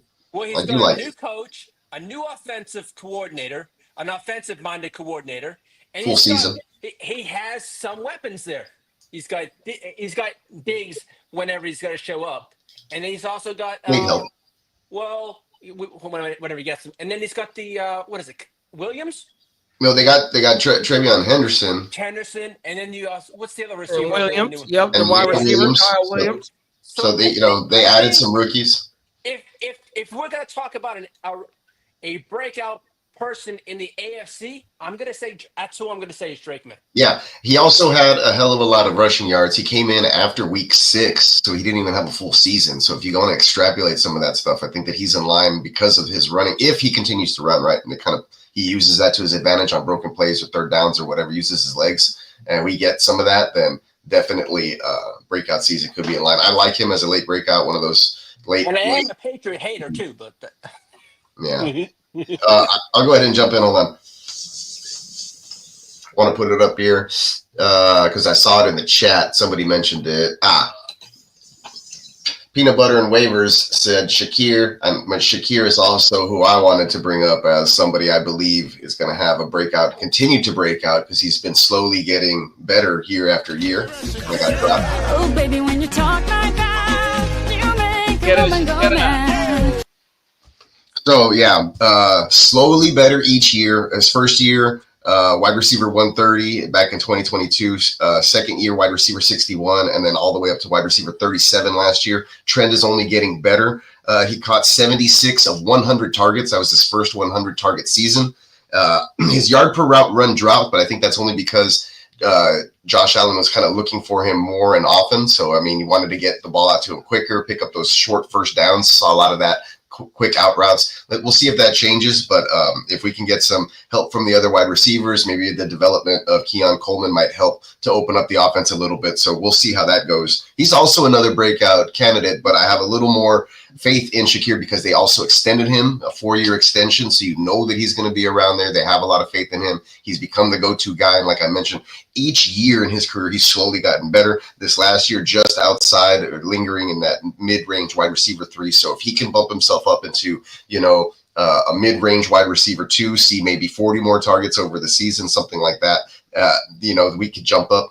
Or even if we get a positive regression in the touchdown category, and he moves up from his 4 lowly touchdowns that he had last season, if, Josh Allen stops running so many of those in and he kind of flicks a couple of them his way instead, if the touchdowns go from maybe like 4 to 7, that's a lot of fantasy points that you jump up there and help him break into that wide receiver 2 consistently. But in a PPR league and as a wide receiver 3, I was so comfortable with plugging him in a lot of my dynasty lineups last year. I think that he's going to continue to improve. This is going to be year 4 for him. And if we can get him back to that 15, the high 15, low 16 in his yards per route run instead of the 10 or 11 that he was at this last season, like I said, the fantasy points will go back up. His ADP right now is wide receiver 43. He finished wide receiver 37 last year. And like I mentioned, he's only going to get better because I think the team believes in him because of that 4-year extension. So this would be my guy to continue breaking out. I like that Peanut Butter and Waivers. 100%. He just got paid too. And I want to say that he was the only player on that team with 100 targets too, big bro. Yeah, he hit it right on. It was right on 100. And the 76 catches, that's easy math right there, 76% catch rate. So 100%. Oh, my mama, highly efficient, bro. And then you had Dalton Kincaid who missed games with the second highest, and then you had Keon Coleman with 57, 100%. Mac Hollins is no longer there, so you got 50 vacated targets. You know what I mean? You got Josh Palmer and Josh Palmer, Elijah Moore. You know what I mean? But Elijah Moore. Too much for them. So neither of those guys. I think Shakir has those guys beat there. Oh, baby, when you talk like that, you make a woman go mad. We've been in the offense since day one. Make them go mad. Dalton Kincaid got the first round capital, and Keon Coleman got the second round capital. So all them dudes is highly invested in this offense from this organization. So yeah, give me Shakir for sure. Yep, love it, good stuff. Well, that was our breakouts, wraparounds right there. Let's go through. I'm gonna go through the chat and just highlight some guys that they talked about. Just messing around. Brandon said that Jimmy Ward breaking out of jail this season. He got the red balls from Dave Chappelle shit. Red balls. Oh, my mama. Johnny Middens mentioned Roma Dunze over there. Potential. I like wide receiver 2s. Yep. I mean, I'm second-year wide receivers. I'm sorry, going into their second year. So 100 targets, 60 receptions last year. Now we bring in Uncle Ben's Rice, 100%. Man, let's get it. Ray Davis might be bold. I think that James Cook in a contract year may want to show out, and he said he's showing up to camp because he needs to be there and whatnot. So regardless, that's a good sign for James Cook owners. But yeah, Ray Davis is also surprisingly efficient when he was on the field. Even his pass catcher, he scored some long touchdowns. I don't know if those were fluky or just wide open, or people are like, he's the backup. Let's not really cover him. But we'll see if his role expands, and if it does, and they tend to kind of say like we're moving away from James Cook, want to save him, keep him healthy. That way we can trade him mid-season or something like that happens, then definitely a Ray Davis breakout. But otherwise, I still think it's James Cook's job there. Tyler Warren. Those are some of the other breakouts from the chat there. So, and then we added this one last minute. This one's Lee. Oh, do you have any more trivia questions there for us, JD? Yeah, I got one, big bro. Give me a second. I'll pull that bitch up. Oh my mama. I said this question already. Okay, here we go. This is one of my breakout running backs, or bounce back running backs. There was 5 running backs who had at least 70 targets last season. Three of them finished as top 12 RBs. Give me the 2 that didn't finish as top 12 RBs. And you talked about one of them already, Peacock. 2 running backs with 70 targets that didn't finish top 12. Yep, and you said you fading one of them already. Is Ken Walker or is it Breece Hall? Breece Hall. Breece Hall. Yeah, Ken Walker, I think, only had like 60-some or 57 targets or something like that.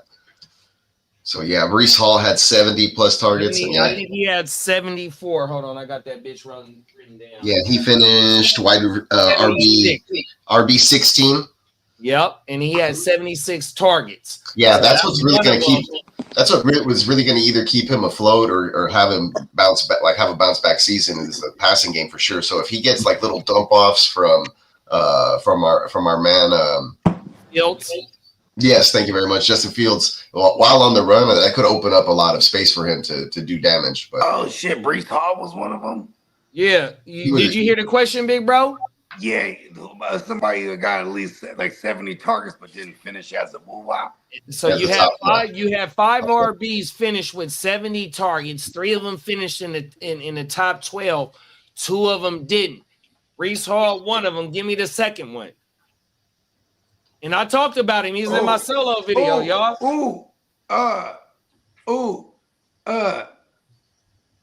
Dennis the Sharper Walker. Javonte. Oh, Javonte Williams. Javonte Williams. I didn't realize I combined Kenneth Walker and Zach Charbonnet. Javonte he was top 5 in targets last year. He had that many targets for real?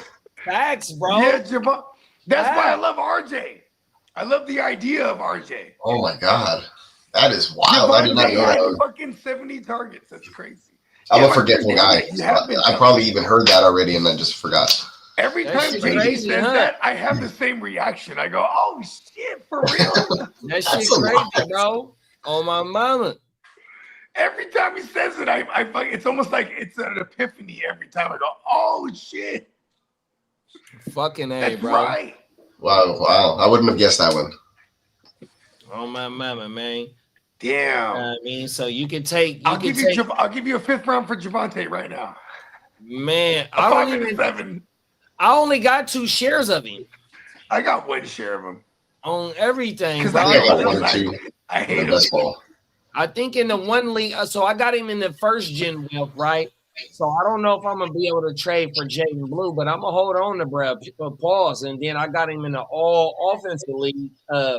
Him and B Rob the Mob is my first 2 running backs, but I got my wide receivers is fucking. I promise you, I'm gonna have a lot of Javonte Williams late in these redrafts. 100%. It's gonna go so fucking late. Yeah, my redraft rosters always look way different than everything I always do. It's like. Yeah, for that's real. why there's so much disparity. Like I'll be like, what's going on here? I haven't won a redraft in a minute. I love redraft because then you can the diversifying. You don't really have to diversify. See, I like to diversify because I play a lot of dynasties, right? So I just have everyone and I have different combinations. In redraft, this year I'm probably only going to have 5 or 6 redrafts as opposed to the double. Yeah, that's where I'm at. I think I'm at 3 or 4. I usually do double-digit redrafts, so I'm gonna have a concentrated looking player pool. You know what I mean? That I'm really, because that's usually how I rock in redraft. I hated that when I do a dozen redraft leagues and I still do that same approach. It doesn't work because now you would want to diversify with more leagues. But when I'm playing by 5 redrafts only, I'm gonna have similar looking teams because I'm gonna be strong on this player pool that I'm targeting. You know what I mean? You only get 1 shot in redraft. You know what I mean? Mom spaghetti. Yeah, redraft is weird also with the rookies mixed in to see how your league mates do value them. So that's a good point, Kamish. All right, let's move into our final fill in the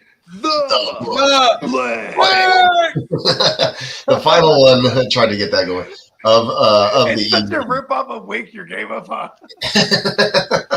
It's like I'm ripping my own self off. Pause. It works. It works. Yeah. Good All right, so final one. This one came in from our man Lee. Blank is the hardest part of the fantasy season. Ooh. Try not to get too fucked up. Like when you mean like when your roster like starts when I'm coaching? Like when I'm coaching, you know what I mean? I'd say like managing the injuries. on Sundays. Yelling at it. On Sundays? Yeah, that's tough. Oh, the fantasy row. You mean the fantasy row? Yes, there it is. That's the hardest part. There it is. Fantasy row. Nailed it. That is. For those that don't know what fantasy row is, it's an acronym. WROE. Fantasy row, which is the fantasy wide range of emotions. We all live on fantasy row. I am the mayor of fantasy row. Yeah. We know that. It's a street in my town. Peacock's the sheriff of fantasy row. I don't like to visit there. Fantasy row. It's tough. No, that's definitely a good one. Pal. That's definitely a good one. No, because I've been there, man. I'm in so many leagues where it's like you're the guy. Book up, pal. You're the fantasy row sheriff. If I'm not winning in, like, let's say I have 3 losses. Let's say I have 15 leagues and I have 3 losses. Those 3 losses are bumming me the freak out all week long. Like I expect more from myself. Yeah, I want to win all the time. I want to win every league, every week, all the time. That's the objective. Yeah, it is. The worst, hardest part is those scoring stat changes. Oof. I've only experienced that once, and it was in my favor. So. Well, I've seen stat corrections change the title. Yes, you told me about that one. Shout out to my man Steven, commissioner of the East Side League. I'm gonna tell you what's the hardest shit, bruh. The hardest shit is the live draft, bro. I don't give a fuck how veterans you are, bro. You got everything going on outside of the draft, and everybody's involved in the draft. Allegedly. I don't care if you're sober as fuck or if you're fucked up, bro. Oh my mama. The fucking live draft, you can draft on the phone all you fucking want. But once you get in that element of a live draft, bro, and everything that's going around, bro, it's like, bro, is it a business trip or is it a party trip, bro? 100%. You have to make a decision. And that decision might not even be the right decision, bro. Here's mine. And it's drafting against you mofos. It's hard as hell. You know why? Because you guys know the players I like. And we're friends. But man, as Bogey says, it's wartime. Facts. Wartime. Wartime. We're all at war. Mama. Hey, that live draft, I'm telling you, bro. 2 years ago, 2 years ago at the live draft, we had a thing where it was like a wild card. It was like you could steal the player or whatever if you roll a certain. Yeah, you can roll the dice game. They stole Roquan from me not once. I drafted Roquan, but twice because I stole him back. I got him back. They stole him from me the second time. Yeah, you stole him from me. Man, I was just. Anyways, yeah. So live drafts. Memories. So pissed. Crazy, bro. And I was the first one to take an IDP, and I was like, Roquan, yeah. You got him first. Yeah, I got him first, and then you took him, and then I got him back, and then you stole him back, and then somebody stole him from you. Yeah. And I was like, I think Kidda took him. Kidda or somebody stole him. I don't remember how it steal went. things. The first chance I got a steal, when I rolled a steal, I was like, yes. It's because you could only steal twice. Yeah, that's true. Oh, man, that was cool. It was like the white elephant of fantasy. That's what it was. Fantasy white elephant. It was like the reverse Christmas where everyone's mad. I was pretty pissed off about the IDP thing. That, and then I ended up with both Washington wide receivers, and it was before JD5 was there. So, anyways, it was Jahan Dotson and the Jahan Dotson, Super Bowl champion, Jahan Dotson. That's a regrettable pick. See, the live drafts, I'm not as savvy, and that's because I was sober. You know what? Because when you were on the psychedelics, you went to like do cool stuff, like watch Circus Soleil. Yeah. I'm like, damn it, that's so cool. I'm just shrooming here in the basement. It was cool, but then my stomach started hurting out there. I was like, oh no. That's how you know it's working. I ain't gonna lie. Yeah. That's why when we came back, I disappeared for like 30 minutes. I had to find the restroom. On 2 occasions, actually. Later that night, I was like, oh no. Hey, the shrooms be having us with like shit break. What's his name from American Pie? Yeah, American Pie. Yes. Finch. Pops on Friday. I turned into Finch on the shrooms, bro. I ate the shrooms actually early this morning, before the show, like an hour before. Well, not shrooms. They're shrooms, chocolates at least. Yeah, I have some of those back there.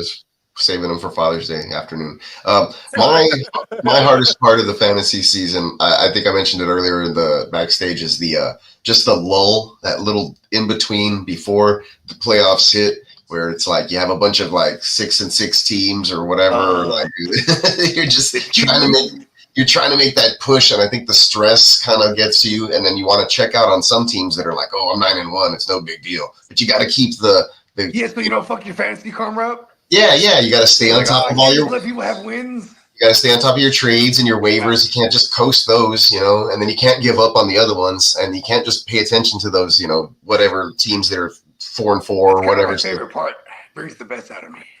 It's just a lot of. It's like that. It's like the middle of the season. It's like you haven't separated which teams are where, right? So you still have to put all your attention into everything, and it's not. All the points count. Yeah, exactly. It's like the crunch time of these, and the week goes by, and it's like, okay, I need 3 wins in this league to get in, and I was like, over here, I just need to stay the course, or what. So it's a lot of mumbo jumbo. Once I get to the playoffs, I'm like, okay, everything's set, one and done, let's go, right? But beginning of the season, you're feeling everybody out that first month, trying to figure out what you got, who your starters are, things like that, on each roster, who the locker room guys are, who to keep on the bench, stuff like that. Steamboat Joe said the best thing to me years and years and many moons ago. He said, it's like golf. It's you versus the course. Yeah. Fuck what that other person is doing on their lineup. They're the best that you got. And that always fucked with me in the best way. Because then, I just set my best lineup, and then I go doing the Bogart thing, looking at their lineup like, okay. Yeah, because sometimes it's like, I don't want to do this. First, it fucks with me. Like, it fucks with me. It'll mess up your decision making, your gut decision making. Yeah. Yeah. So I study long, study wrong. Yeah. Study high, get high scores. There it is. Johnny Mitten said, waiting for the guy at the turn to take 16 hours to pick because he's scared to be embarrassed by making dumb picks.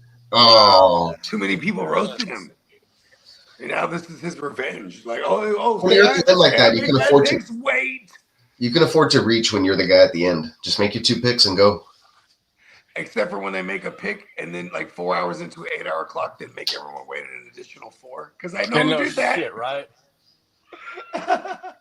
Yeah, that's I don't know. Right back. That's borderline Bush League. Just make your picks or make them back to back if you're gonna wait a long time, right? Like you should already have the second pick ready to go. Or like if they do that and then they take, let's say they take 4 hours, make their pick, and then they're like, hey guys, this next pick is on the block. It's like, dude, why didn't you say that before your first pick? Yeah, so I feel you there, Johnny. They miss fags. Lunch. I don't know what you're talking about. Are you on lunch break, Carl? Hope you enjoy your lunch. It's a late lunch. And yeah, that's the hardest part for me. That little little dip period right before the playoffs where it's, you're already kind of fatigued. You're like, okay, we're getting towards the end of the season. Like, could see the home stretch, but you still have to juggle all your different teams at their different states of wherever they're at. Sometimes, like, I think I have like one league last year. It was just like I couldn't win any games. I forgot what was going on. Just kind of moved it all the way to the bottom. Yeah, them is facts on everything. You do find some of your leagues, especially in your dynasty leagues, where you kind of know that you're not in the motherfucking in the offs. What are we doing? Are we buyers? Are we sellers? Or are we just gonna stay neutral and just wait till the following season? 100%. But them motherfucking them redraft leagues, you know what I mean? Sometimes you gotta go for the gusto, 100%, because you don't get no other shot until fucking next year. 100%. And that's why them fucking redraft leagues, your home leagues, be like, fuck, bro. We gotta make something shake 100%. And like the live draft shit, you know what I mean? When you pull up, this once a year type shit. Like I said, all the extra shit that go around the draft, but everybody's involved with the draft, but yet you still got to make sure you locked in, trying to make sure, you know what I mean? And every strategy is a hit and miss on everything, because this shit's so motherfucking unpredictable. You know what I mean? That's why year to year it changes. It's a love-hate thing. It's the yin and the yang shit. Yeah, and like you said, it's unpredictable. The trends change from year to year. Some years it's like, oh, the running backs were awesome last year, football or whatever. And like another year, like, oh, all the rookie wide receivers hit or whatever, So it's just different trends, different things hit. Like recently it's been like rookie tight ends coming out of nowhere and being, fantasy, gold mines or whatever it is. So can't always ride that wave though. You want to do that with somebody like Warren this year and then it just doesn't happen or something. So you got to be careful. You got to be careful. They all don't happen, but writing the trend and trying to figure those out. It's what it's all about also. And we look at that, you look at previous stuff and coaching and all the stuff and try to figure out it's a giant puzzle. Them is facts, bro. But I love it. And then you get to watch football at the same time. At the same damn time. Come on now. Facts. Hot hand fallacy. The hot hand fallacy. Yeah, I hate that shit. Where they give the running back the hot hand, or they say they're going to go with a hot hand, and it's just like a split backfield. I hate that coach speak. They tell you one thing, and it's like it's just bullshit, and they're leading you along. I don't like that either. But yeah, as far as fantasy though, that and dealing with people who just like give you shitty trades all the time, or like offer shitty trades or make crappy moves, or like, what are you doing? Sabotaging the league, like, dropping key play. Like, what are you doing? Like, people like that in your redraft leagues, watch out for that shit.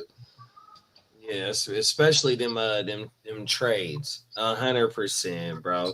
Carl said Miles Sanders still a 3-down back. I saw some clips of him or news that he was getting like all the first team reps recently at the Cowboys. And that motherfucker, I want to say like week 17 or something like that. He had a nasty ass game where it was on the ground in a receiving game. And like 120 all-purpose yards or something.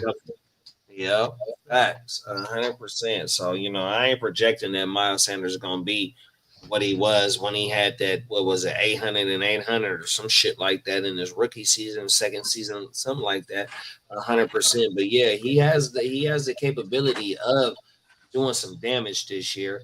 And it's a low investment over there. You got a fifth round running back. Take a flyer, take a dart throw on that for sure. 100%. Them facts. All right. Well, that was our last one before we start heading out or whatever. Just want to remind everybody it is 15% off of the website at neonpeacockmerch.com right now. Make sure you use code SUMMER15 at checkout. It's 15% off your entire cart, whatever you throw in there. Got the front and back woo-wops, dropped some new t-shirt designs actually pretty recently. I did a hand-drawn Macho Man t-shirt. Oh, that was dope. It's actually cool. The cream rises to the top here. Let's see. A cream of the crop, something like to that effect. I forgot what I put on there. So if you go over there, you type in your email address right here at the beginning. You can get notified whenever there's a sale, like 15% off everything. And this is going to go on until the 17th. But I got avocado toast, thanks for nothing, Screech and Chong. And then here's the newest cream of the crop t-shirt. Looks good in a bunch of different colors. Yeah, that motherfucker federal. Oh, look at that shit. That's that would look good. I'm trying to think of color to look on. That's a good one right there. There's also these comfort colors right here. We got some cool. It's like orchid. That would look good on a deep purple. It looks good in. There was a. Let's see what the. One of these has to have like a neon. Not that one, but there's like a neon yellow that looks tight. I forgot what I had. That kind of reminds me of that color of the colors he used to wear too. Yeah, for sure. Yeah, exactly. Well, he's wearing like a purple and yellow outfit here that I looked at that he actually wore in one of the interviews. My favorite outfit he wore was with Hulk Hogan, wore the red and the yellow. That was my favorite. With the little tassels and shit on there. Exactly. Every day. Yeah, so there he is. This one, like I said, I hand drew it, and then I was able to color it on and put it up here. So I was bored one day. He's doing a gang sign up with his right hand. he's holding the creamer. But yeah, he could be holding multiple things. Yeah, so I was gonna do like maybe a Ric Flair, some other ones, some different ones, kind of like this. But I can. It did take me a while. I'm not gonna lie. It took me probably like 3 hours to draw, and then marker with pencil. With pen, like ink it, and then I scanned it, and then it took me like another hour and a half to color it on the computer. I colored it on the computer because I wasn't gonna like color it with marker and then scan it. I scribbled it on a paper. Anyway, I was bored at work. I was taking a deposition, and I was like, "Oh, start doodling." With the letters dripping too, though. That's cool. Yeah. Well, that I actually took from a Wu-Tang thing, and I just changed the color on it. The font I didn't draw, but I drew. I drew this guy, the Macho Man. It's federal, bro. Oh my mama! Look at the hoodies. Yeah, and you can get it on a whole bunch of different stuff. Oh, these jackets. That Tiffany blue was nasty, bro. Oh my mama.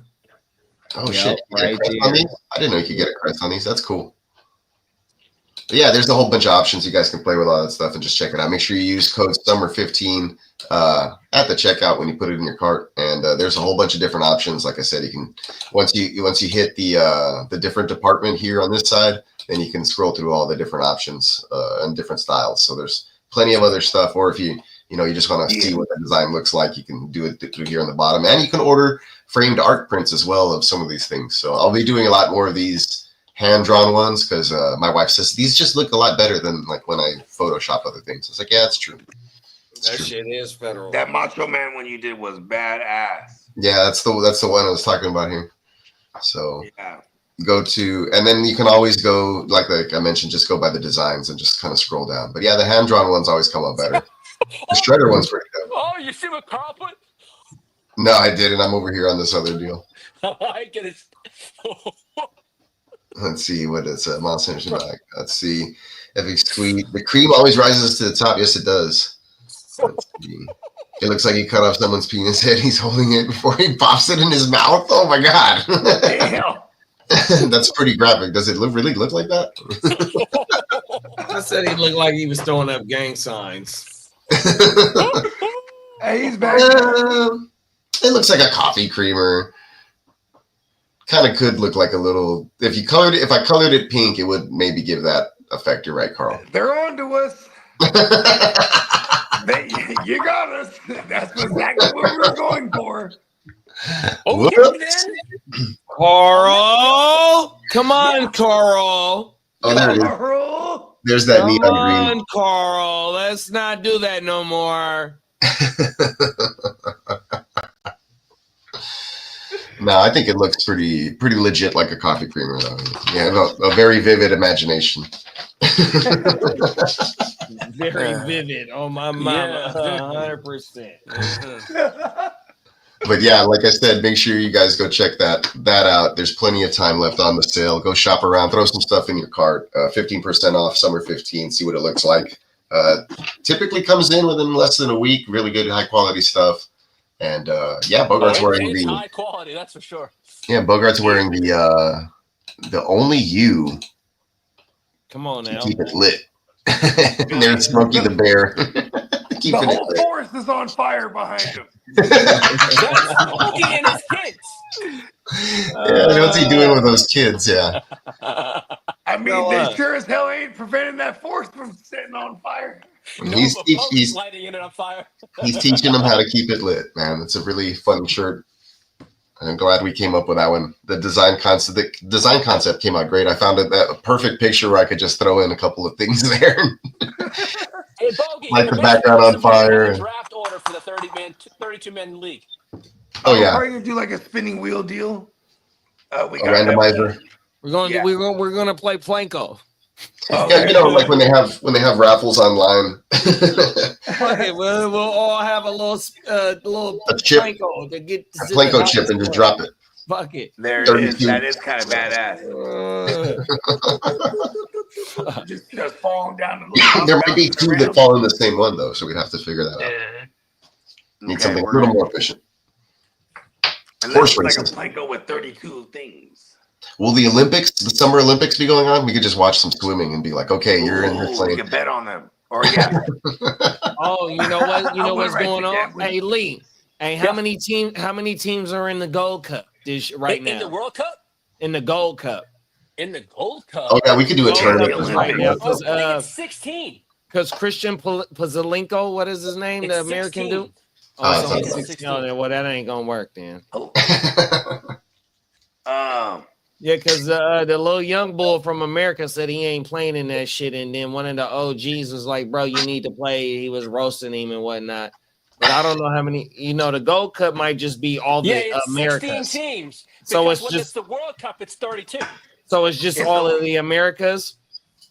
No, it's in the Gold Cup. It's the CONCACAF, which is going to be like the United States, Canada, Mexico, and things like that.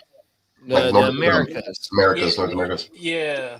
America, fuck yeah. No, we say America. We say America. America. America, fuck yeah. Yeah, because the World Cup is 32 teams. Okay. It goes 16 for the. Hey, we only a couple years short of the World Cup, y'all. Oh, we'll do it then. Oh no, the World Cup next year.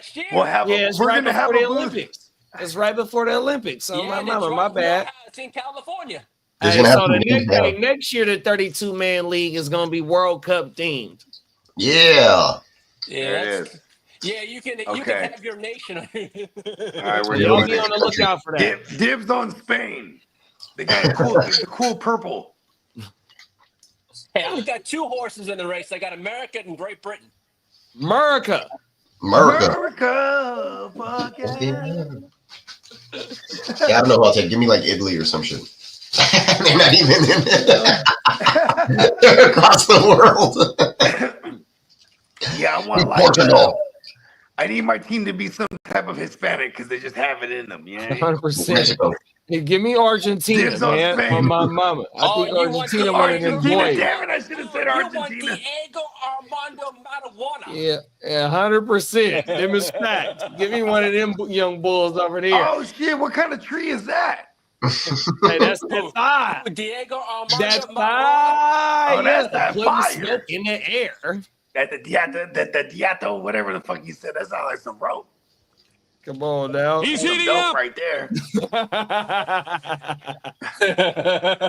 Riato fucking whatever the fuck is Diego strain, bruh. Diego Maradona. That guy was wild. Hey, if you want to reserve your slot in the 32 team next year, tap in with one of us, right? Because this shit, he's heating up. The league is heating up. I know we've been saying it. Now he won in. Do we still got one? Or do we get?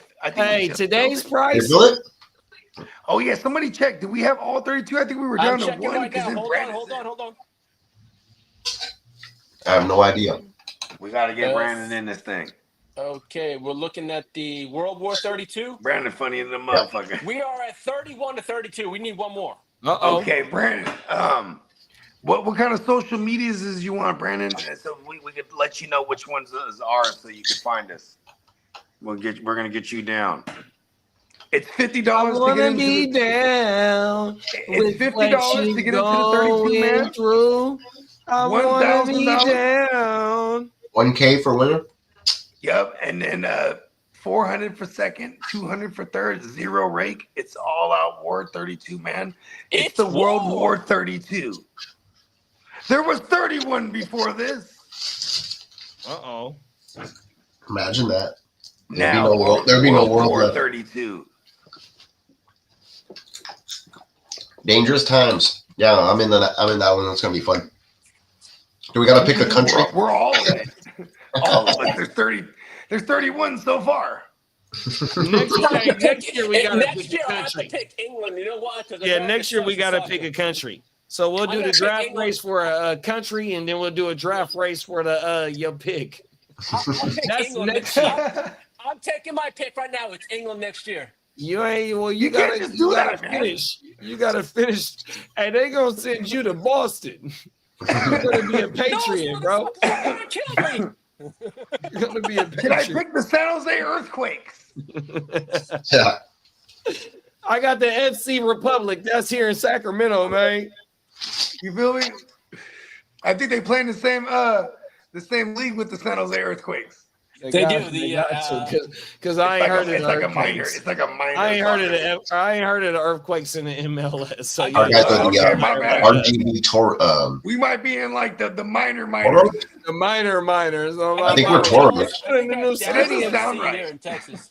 So we building a new stadium right now in downtown, right by the King Stadium, to get the MLS team right now. Well, you guys have a team in LA, right? Huh? Don't The you have a Galaxy. team in LA? Yeah, that's We're where not your in Chargers. LA. That's where your Chargers played at when y'all didn't have a home, when y'all was homeless. Oh, you like the fucking rush. He's just saying history. Wasn't y'all team homeless? I ain't gonna lie. Y'all was homeless, right? You're bouncing around. Some would argue they're still Y'all homeless. played at a soccer stadium, You bro. mean Spanos I don't was remember. homeless? No, your team was homeless. No, Dean was a fucking homeless bitch. Damn, you got hella bad. Spano. He's like, take those tickets with me. Take them with Spano. Oh, fuck. Oh man, I googled That motherfucker. I googled Chargers without stadium, and then the first thing they show is the wild card playoff loss, 32-12 to the Texans. At the soccer stadium. There. History. Oh my. Yeah, they were renting. They were renting back in 2019. Mm-hmm. Renting a stadium. Why did they I lose? was a hell of a landlord. Oh yeah, the cream. Hey, shout out to Stan Kroenke.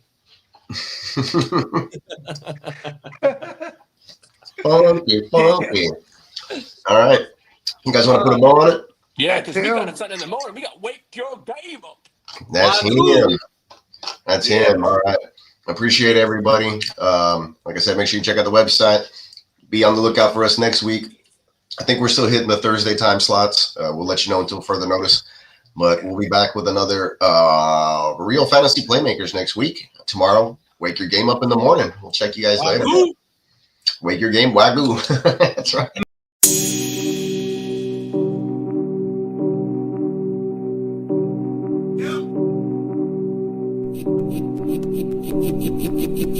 Eureka. We make plays every day, yeah. We make plays